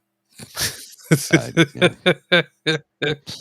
like things I didn't see coming. Yeah. Like you guys are not going to do. I was like, I have no idea how this went down, but like I'm sitting there like this is she's like watching TV and says, "Tabarnak, esti. S'il y a personne qui va faire de quoi, moi je vais faire quelque chose, tabarnak." If nobody's going to do anything, I'm going to do something about this guy. It's just, but that's not the way. That is not the way, kiddies. That is not the way. We do not condone murder. At Kittlin, we don't condone, but we understand. Yeah, we. I realize the complication. Doesn't mean that we agree. I realize the complication, but you know. Yeah, I must admit I have mixed emotions, but it is You're always not wrong. the only one with mixed emotions. Remember that Rolling Stones song? Yep. Steel Wheels, 1989. Yep, indeed. I saw that tour. I was at the Exhibition Stadium in Toronto for that. Oh, really? Yeah, and the opening act was Living Color. Oh, and they rocked the house. Nice. They rocked the house. Nice. Yeah, it was a good time. I think the tickets were $70 or $75. I'll have to check. I have it on my wall there. And I thought that is an absurd amount of money to pay for a show. About a year and a bit ago, I went to see Slipknot, and that was $327. That was the most I ever paid for a concert in my life, and I'll never spend that much money ever again. Yep. Ever again. Yep. It was the VIP experience, and I thought, okay, I don't know if I'll ever see this band again because I don't know when they've ever been here. And it was a triple bill, except one of the bands couldn't make it because they had COVID. So did I get a discount? No discount. Show ended like 90 minutes early. So as a result, the shuttle buses that were scheduled to be there, according to the original plan, weren't there. So luckily we did find a couple of guys that gave us a ride in the limo back downtown. So it worked out. And one of them, it turns out we'd met before and I knew his wife. Oh, just small town Ottawa, man.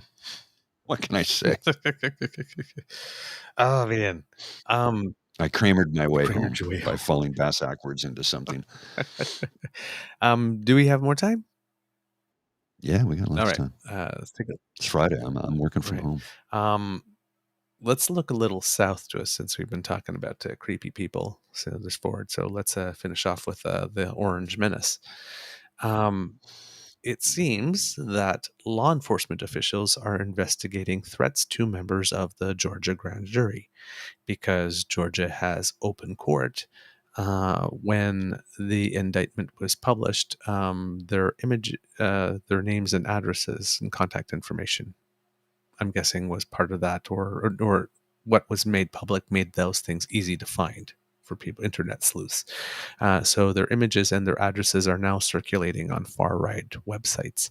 Most news agencies have not mentioned the names of these websites, which is very good, so as to not encourage people to go look at them. But yes, basically, as soon as the indictments are out, the threats start. That's the world we're living now if you're in the United States. Try to hold someone accountable for the bad things you do, and you get threatened. According to polling, majorities of Americans, including a significant majority of people who consider themselves independents, believe that 45 behaved illegally in many of the cases he's facing in a court of law. Interesting. They believe he behaved illegally in many of the cases. So there's certain cases, I'm guessing, the majority doesn't believe he behaved illegally, which I don't actually understand because it's rather obvious. That sounds complicated. Yes. But among Republican voters, especially primary voters, his standing as the front runner has never been more secure than it is right now. And all general election polling showed Trump and Biden in a dead heat within a margin of error. Of course, national polling doesn't really matter. It's state by state. But it's still amazing that in a world where a president is facing 4 different indictments, that's not seeming to move the needle popularity-wise.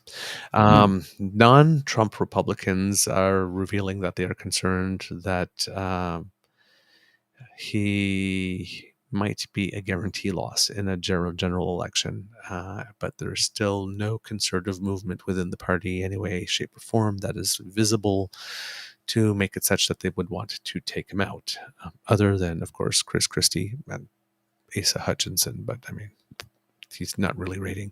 He hasn't even qualified for the debate that I know of, which will be Wednesday.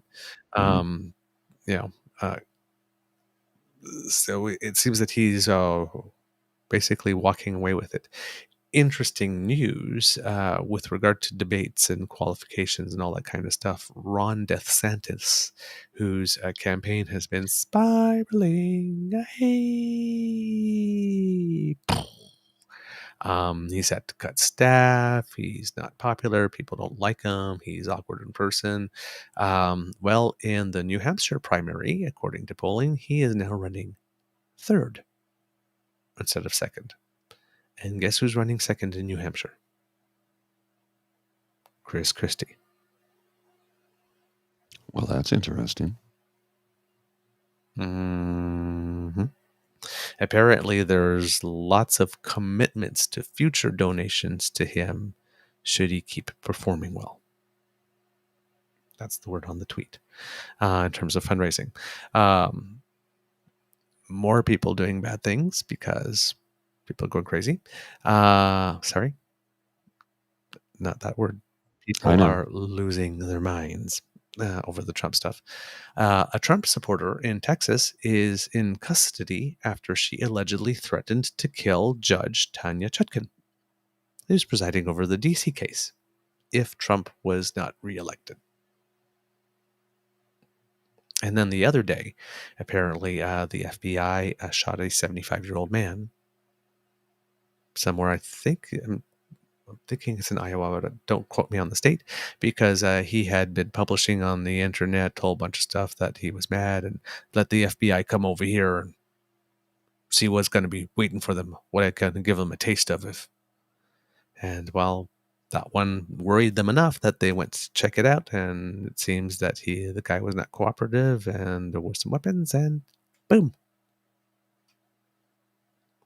So all that bragging on the internet that people do, yeah, let law enforcement come over here and we'll see what they'll get. Sometimes they take that seriously. Yeah, they tend to. So just, if you tell people you have weapons at home and they're going to come and knock you on your door, and when you say that you're prepared to use them, when you hesitate to open the door, or you hesitate to answer, or when you say, "Oh yeah, you just wait a minute," or yeah, you're not going to get much benefit of the doubt there.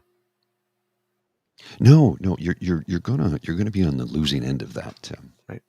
It's like, don't lie to the feds. Nope. And don't mouth off to the FBI. Basic. They have all the guns. Basic lessons. I know that Second Amendment stands up for them, but you got to remember the FBI and the federal government have all the guns. You've seen the comedian do the bit about, okay, we got their Second Amendment MAGA right-wingers over here, and there's a guy in a trailer in Las Vegas who has a drone, and let's see what the MAGA guys have to say. We're ready to take on the government. We're going to fight them. And and let's go to the U.S. Army. Yeah, I don't see how this fight is fair. They're all gathered in a circle there, and my drone is above. Are we ready to start? Yeah, okay. And they're all gone. The Second Amendment was, the design behind it was when muskets were the rifle of the day. Mm-hmm. And that's muskets and cannons. That was it. Yeah. What's an AR-15 going to do against a Black Hawk helicopter? An F-35? A drone? Come on, you're being ridiculous. Yeah. So apparently the lady is from Texas. She allegedly called the chamber for U.S. District Judge Tanya Chutkan and left a voicemail promising to, quote, kill anyone who went after former President Trump, according to an affidavit. Quote, you are in our sights. We want to kill you. Trump doesn't get elected in 2024. We're coming to kill you, so tread lightly. Beep. That's You will be interesting. targeted personally, publicly, your family, all of it. The So affidavit. that's a public threat. Yep, the affidavit also, you both use the N-word and slave Oh, to address her. Yeah. Only the best people. only the best people. Only the best people. Right. Jesus Christ Almighty! I don't even know anymore. Oh God! And the guy the gunman was. Oh no, that was that was earlier on the last year in August 12th, where the guy tried to raid one guy tried to go into an FBI office in Ohio, Cincinnati, and shoot up the office, and he died there. So, yeah, one guy tried to go into the FBI office. Really? I mean, at least make him come to you. Just, dude. Man. With regard to the debate, it seems that Trump is still deciding whether or not he's going to show up or not, basically saying probably not, because, why would he show up at a debate to let people take swings at him when he's already leading by a lot? And he's looking to do some counter programming, particularly or possibly with Fucker Carlson on the shitter. Like that's going to, right? But yes, 57% of Republicans and Republican-leaning voters believe that if a candidate has qualified for a debate, they should present themselves. Mike Pence says that he's looking forward to it, but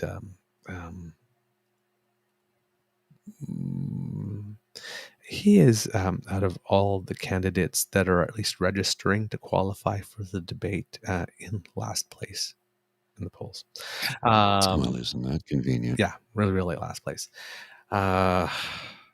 It seems that the FBI, when we talked about them getting control of, not getting control, but getting access to Trump's Twitter feed, looking through the DMs and the draft messages and, location information. Was it him that was tweeting that at that time or somebody else?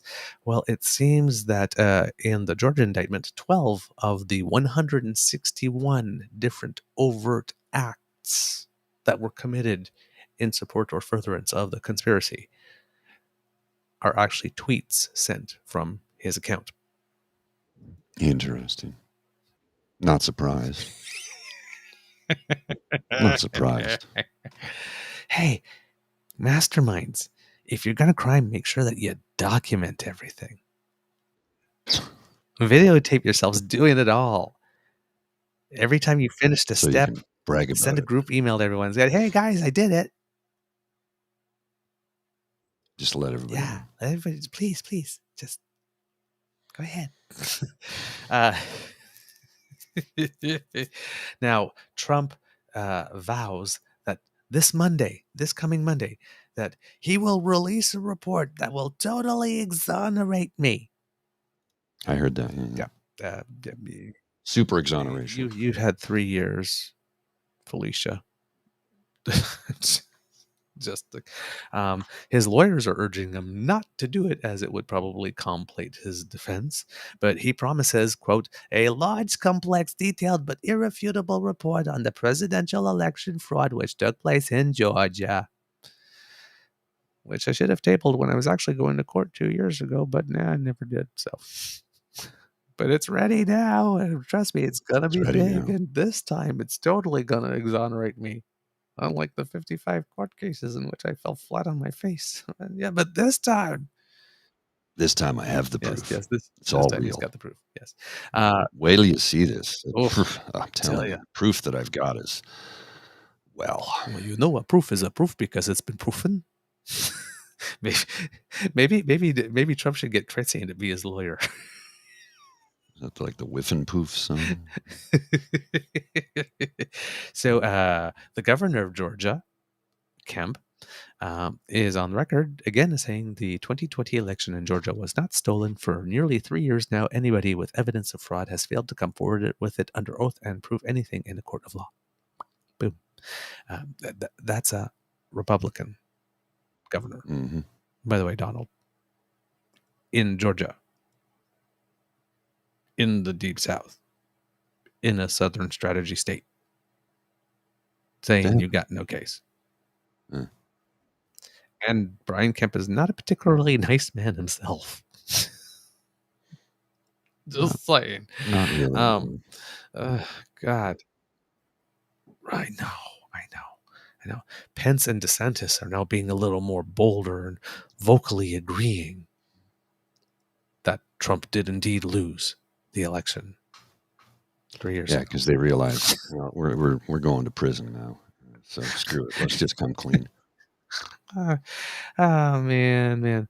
You have to understand that in Georgia, the Georgia election vote was thoroughly examined, re-examined. They even held a hand count of 5 million ballots cast. The 5 Department of million. Justice, under Bill Barr, appointed by Trump, investigated it. The Georgia Bureau of Investigations, the state FBI in Georgia, investigated it. There's nothing. But Monday he's going to have a report. Yeah. That's going to prove it all. Pull my other leg and it plays Jingle Bells. Because again, right, if you had that, you wouldn't have released it before you spent so much of your campaign donations and legal funds that you had to ask one of the super PACs to return some of the money. And now that you've got all these co-defendants who legal bills you'd promised that you'd pay, and now you're not. So you've got like Rudy Giuliani going on TV making a case that, yeah, you really should be paying my legal bills. You only paid the $340,000 to Trust Point to, make sure that that documentation I was supposed to get in the Ruby Freeman and Shea Moss case was actually being, was actually going to be able to be paid for discovery, so I could pay my bill there. But you promised me I was going to get $20,000 a day. At least that's what I was saying the entire time I was president. And well, that never materialized. And now I'm selling my house. He actually put his house up for sale. And then Jenna Ellis, one of those lawyers, the one that Jake mentioned that he's particularly happy is on that thing.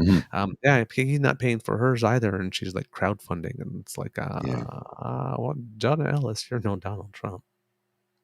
Not sure your crowdfunding efforts are going to be successful enough to earn you the amount of money that you are really going to need. So you might be possibly one of those, when Bonnie Willis says, oh, no, I'm going to try all 19 of them at the same time, you bet that she's not going into that courthouse with 19 people, because a lot of them people are going to flip way before then. Oh, yeah. And the earlier you flip, the better deal you get. And you're already not getting the best deal you could possibly get because you whistled past all the off-ramps to sing before. So you'll still get a better deal than what you would have gotten, but not as good a deal as you could have gotten. And you have 18 people in the race against you, and you need to be first if you want the best deal that's remaining. I was reading something just yesterday about how a lot of the defendants are going to go bankrupt trying to defend themselves. Yeah. So they're going to look at, wait a minute, I could lose everything, my house, my savings, and suddenly I owe tons of money. Yeah, he did it. I was there. I held his hand the whole time. They're going to turn on him. They're going to turn up. There's no loyalty there. There's none. Exactly. But what better way, Donald Trump, to get all those people that you've been trying to keep in line all those years to remain in line than by refusing to pay their legal fees? Mm-hmm. Of course, even if you wanted to, you can't because you're broke. Oh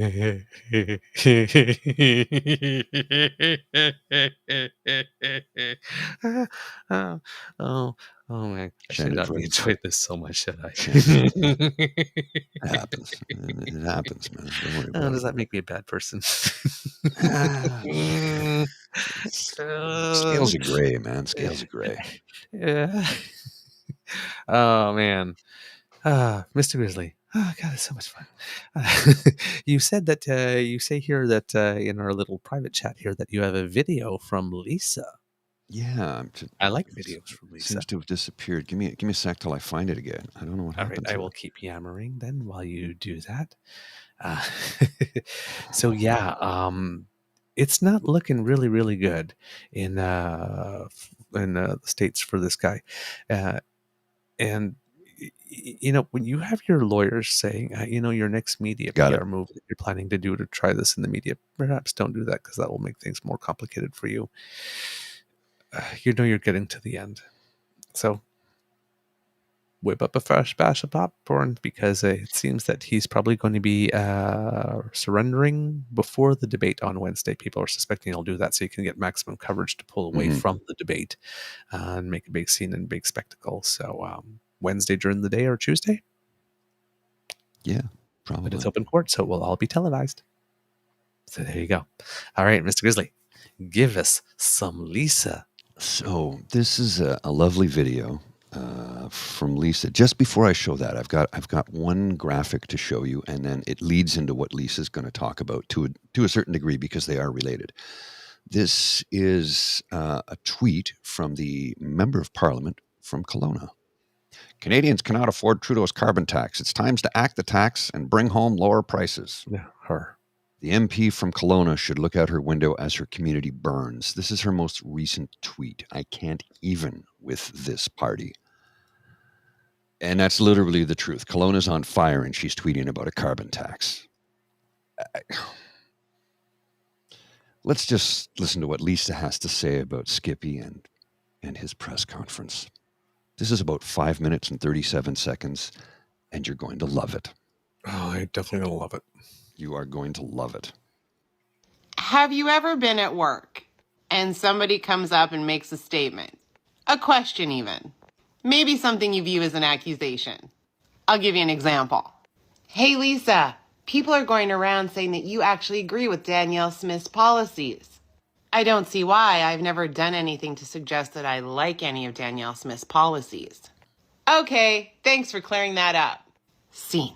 Now, because I'm confident that my actions don't match the accusation, the response is simple. Not so much for Pierre Poilievre. A number of your own comments and actions have been characterized as dog whistling to the far right. By who? By a number of by different. Who? But I think it's been characterized by that way. But are you trying to court? Are you trying to court the far right? Sorry, I just need to clarify. By who? By a number of different experts and a number of different people who work in this. Okay, well, I think it's been established that this is a concern. Are you trying to court the far right vote? Who are these experts? You say that there are experts who are saying this. Who are they? Everybody that knows what a dog whistle is and doesn't believe anything that you're selling. The majority of Canadians.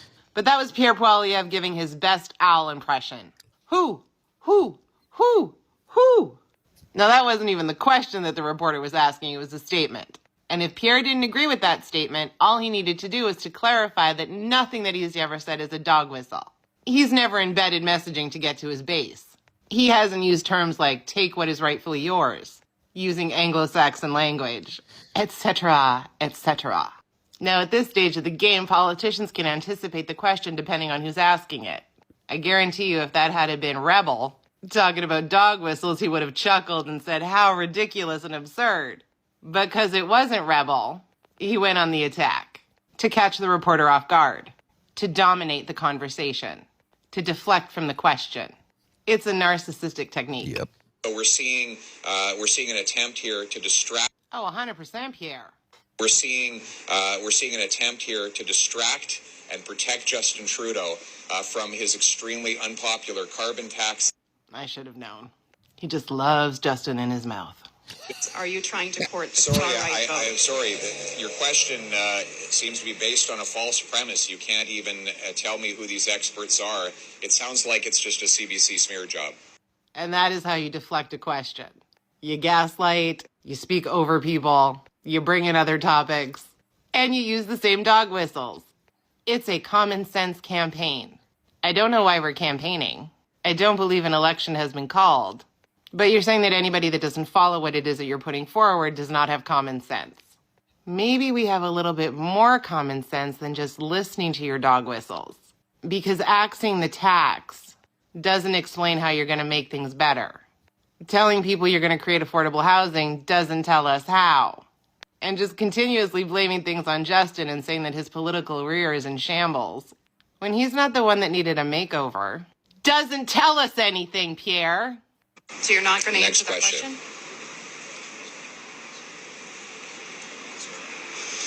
She doesn't work for CBC, but I do. I'm Carrie Campbell. Brilliant.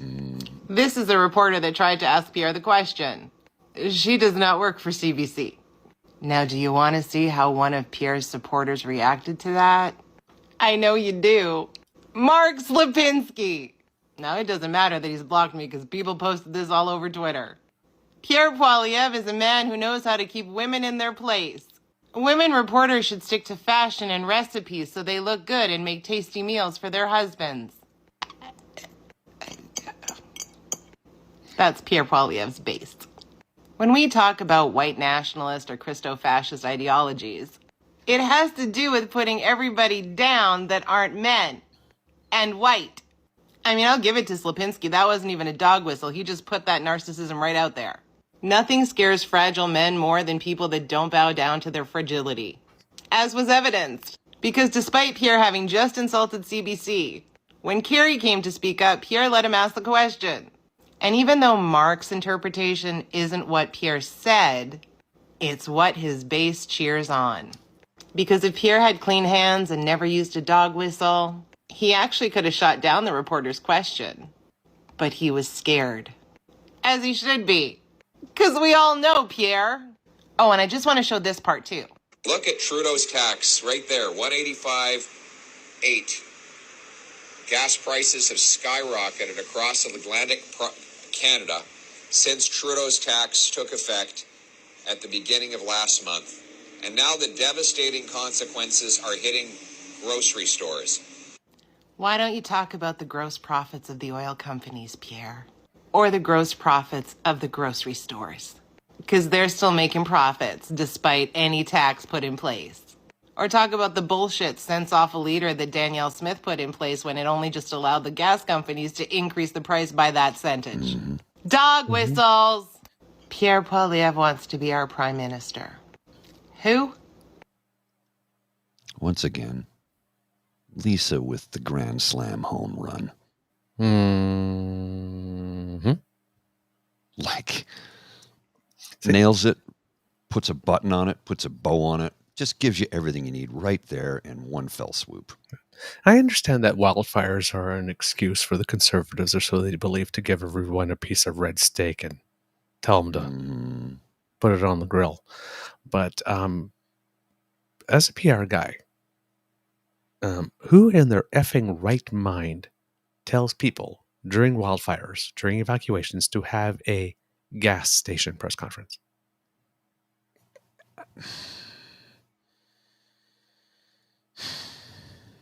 Like, in what country is that?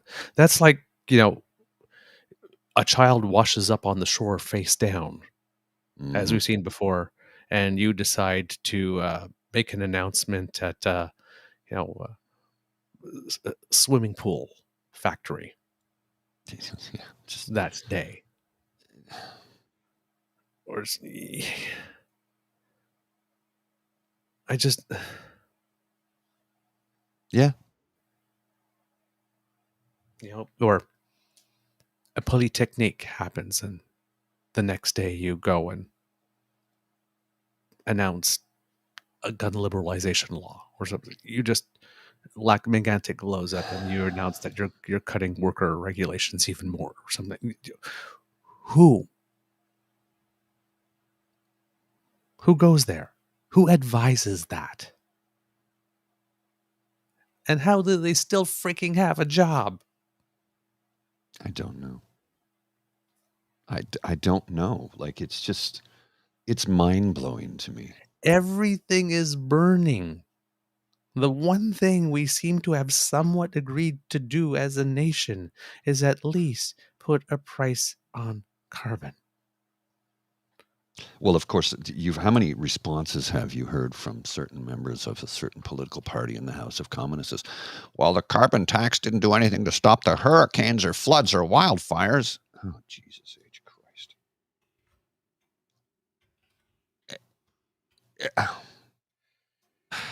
I realize it's a buzzword talking point to rile up their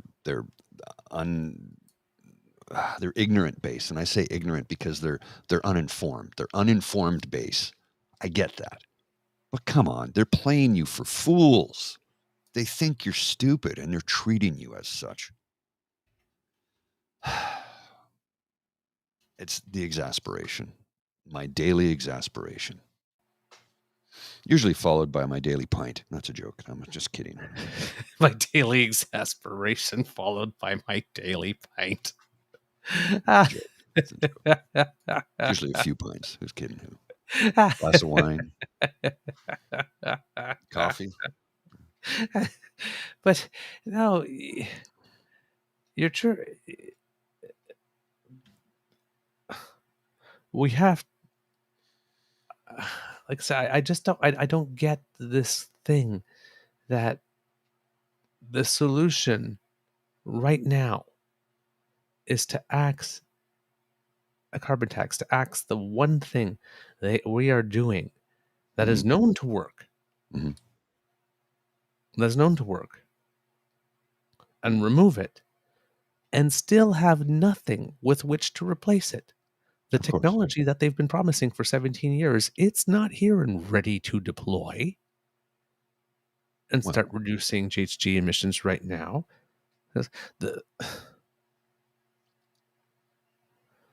They lose their minds when we put a fuel efficiency standard on. What are they seriously going to do to help? Not a damn thing. So everything's burning. Let's stop the thing that we're doing now. Let's promote greater use of carbons when we see what it is that it's doing. And let's just wait for somebody somewhere to invent something sometime that we are maybe going to get off our butts and deploy after we spend like 10 years fighting about whether or not it's actually effective. If we get there, we get there. Like this is... We've already started. We've already started down this path. It's been here for like 5-6 years. People are used to it. We know at what rate it's going to increase. There's predictability for the industry. Why can't we just leave good enough alone? Mm-hmm. No, let's unbuild the thing. We put it in place. You guys promised it was unconstitutional. You took it to court. We spent all those millions on it. The Supreme Court ruled that it was indeed constitutional, that it wasn't a tax. Now we have it. And yes, you still want to take it. I just don't. They're trying to use it as a cudgel. That's what it is. But the thing is, it's working against them, and they're too stupid or ignorant to realize it or care. They're sacrificing the next I don't know what generation it of is. voters. They don't give a shit. They want to win the nanosecond. Remember, that's it. That's all. Nothing more. If we win today, we win. I'm taking the ball and going home. I won. I'm taking the ball and going home. But the game's not over. We're still playing. No. I'm taking the ball and going home. This is what we're dealing with. Oh, God. Well, and case in point, let's remember, what was it around this time last year when they were having their conservative leadership debate. Yeah. The Canadian Conservative Party votes not to recognize climate crisis as real. Delegates vote 54-46 against policy change request. Leader O'Toole has sought ambitious climate change agenda. Well, the Christo-fascist right-wing reformers didn't like that, so they ousted him. And let's go back to Theo. Canada, the future. A couple of kids in spacesuits. That says the end came pretty quickly after that guy was elected, and it's a picture of Skippy waving, saying, "Stop the carbon tax." Yeah.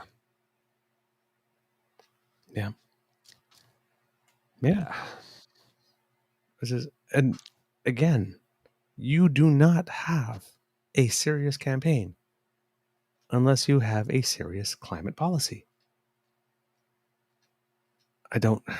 Anyway, Anyway. Yeah. Mr. Grizzly, do we have a show? I believe we do, sir. All There was one other thing I wanted to show you, but I can't remember where I placed it. It's just, All right. there's- Well, I'll you start know, doing we try to cover as much as we can, but there's so much, right? I'll start doing the extra, and if you find it, we can cut Yeah, through okay. it. Kits, that's the end of this episode of the Daily Beaver podcast. We hope that you love listening to us because we love making this for you. Remember that sharing is caring and word of mouth is priceless, so let your peeps and poops know about us. Because democracy is something that you do, please write your MPPs or MPs, your senators, especially your media. Tell them to stay on the Doug Ford thing. Tell them that you are not impressed and you want them to dig, do their jobs. If you really like this podcast, you can find us on the Crier Media Network as well as all Beaver Grizzly friendly platforms. Stars and reviews are appreciated. And Mr. Grizzly shared some data with me yesterday saying that the month of August is being particularly good for us because as of yesterday, the 17th, we had already surpassed what our monthly average is for downloads with 14 days left to go in the month. So I don't know what's going on this month in particular that so many of you are tuning in, but thank you. Thank you so much. We love to hear from you, so please let us know what you think. Reach us on our Facebook page at True North Eager Beaver, our Twitter feed at True Eager, or by email at True North Eager Beaver, all in one word, at gmail.com. And you can subscribe to us via our Ray Girl pod page. We're pod page sponsored by Ray I Girl. see what you did there. Hey, I see annual what you did subscription. there. So, You're hey, right. you're running a small little business or something like that. You want to sponsor one of our segments or something like this, we'll hook you up. Hey, got to work that corner. So yeah, you can subscribe via our pod page, podpage.com/the True North Eager Beaver, lowercase letters. There you go. With a hyphen between each one of those words. Kit Elaine says, I might have some more wheat feed recipes in my inbox. Well, I need to go check that out. Thank you very much. Why not also subscribe to our True North Eager Beaver Media Incorporated YouTube channel, speaking of Kit Elaine? That helps us out big time. Smash those buttons, the like, the subscribe, and the share. Get the word out. We can't do this without your kind and generous support. So if you feel that we've done a particularly good show, if you're watching, you can scan the QR code that is magically going to appear right by Mr. Grizzly's head, right about In a minute. I'm working on something. 2, 3, and there. Not yet. I can't yet. Nope. It's not there I yet. tried. No. I did Sorry. my best. I was working on Oh. adding. You see if you read True North Eager Beaver, read what it says.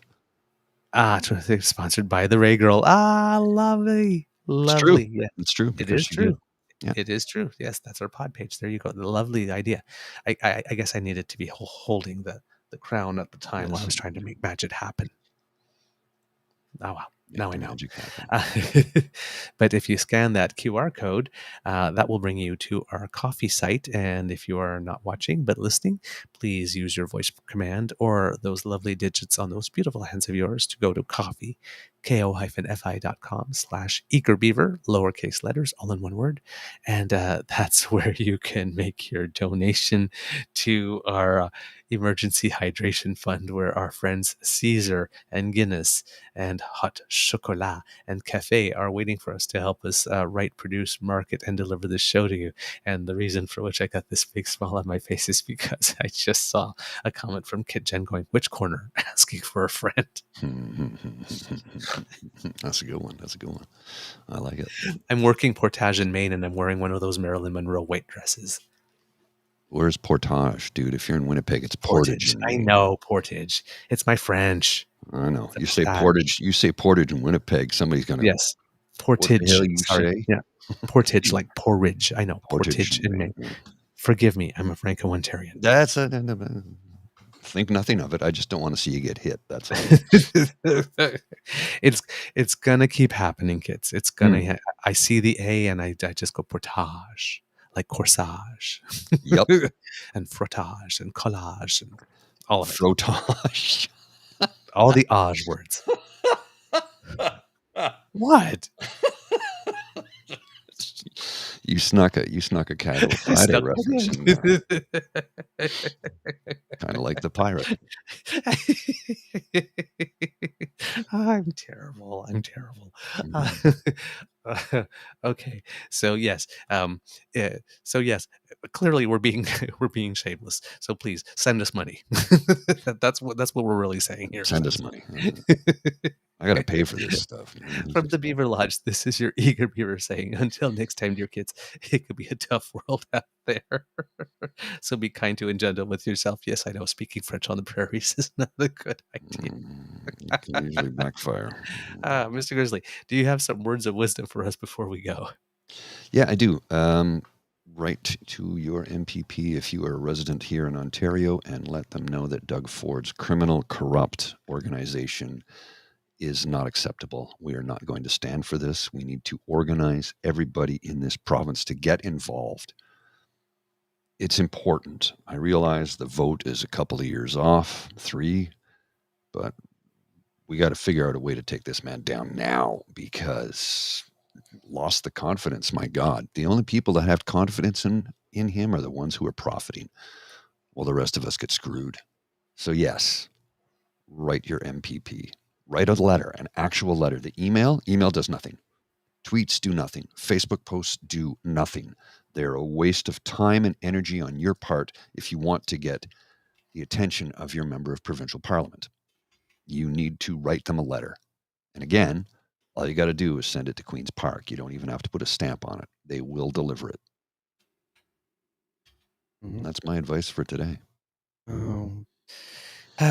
You've prompted one of my little songs. Oh, which one is that? Mabel, let them know. Because you said let them know. I don't know that song. Says, yeah. Let them know, baby, let them know, 'cause we will run our mouths and we'll put on a show for you. Let them know, come on, let us flip your switch. No, they can't keep you down. Show them that you are that bitch. Be that bitch. Write that letter. Oh, yeah. Write that letter. Male, female, whatever gender you identify. Be that bitch. Be that. Write that letter. All right, Mr. Grizzly. Roll them credits.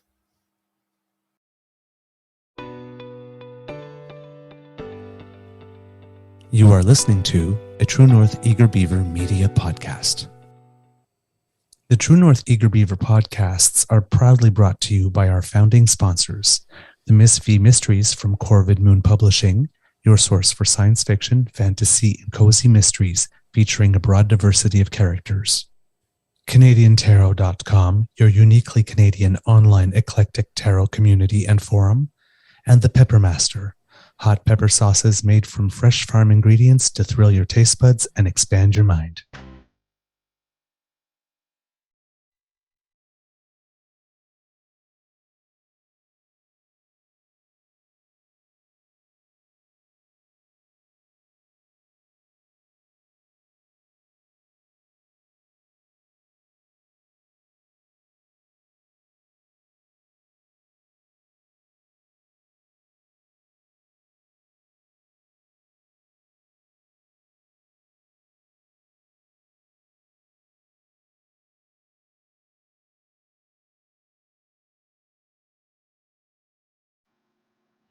Kit Linda proposed a new t-shirt idea for us when we get merch up again. Be that bitch. I like that. I found what I was looking for. So this is the contrast between what is happening in reality and the reality distortion field that surrounds the Conservative Party of Canada. Oh, there we go. There's Kelowna on the left. There's the Northwest Territories in the middle. And there's Pierre Poilievre on the far right at a gas station talking about carbon tax while the world is currently on fire. Yep. And then more gas. More hot air. Just brutal. Yep. Have yourselves a great weekend, folks. We will be back Monday morning. Monday morning, it's going to be tight for me because I have to be in the office, so we don't have as much time as we normally would. Right. But next Saturday, we will be back in the pub. And Pride Week starts here in Ottawa on Monday, so next Saturday, we're going to have ourselves a raucous, rockin' good time. I'll see you then. I'm so excited. Put your paws up.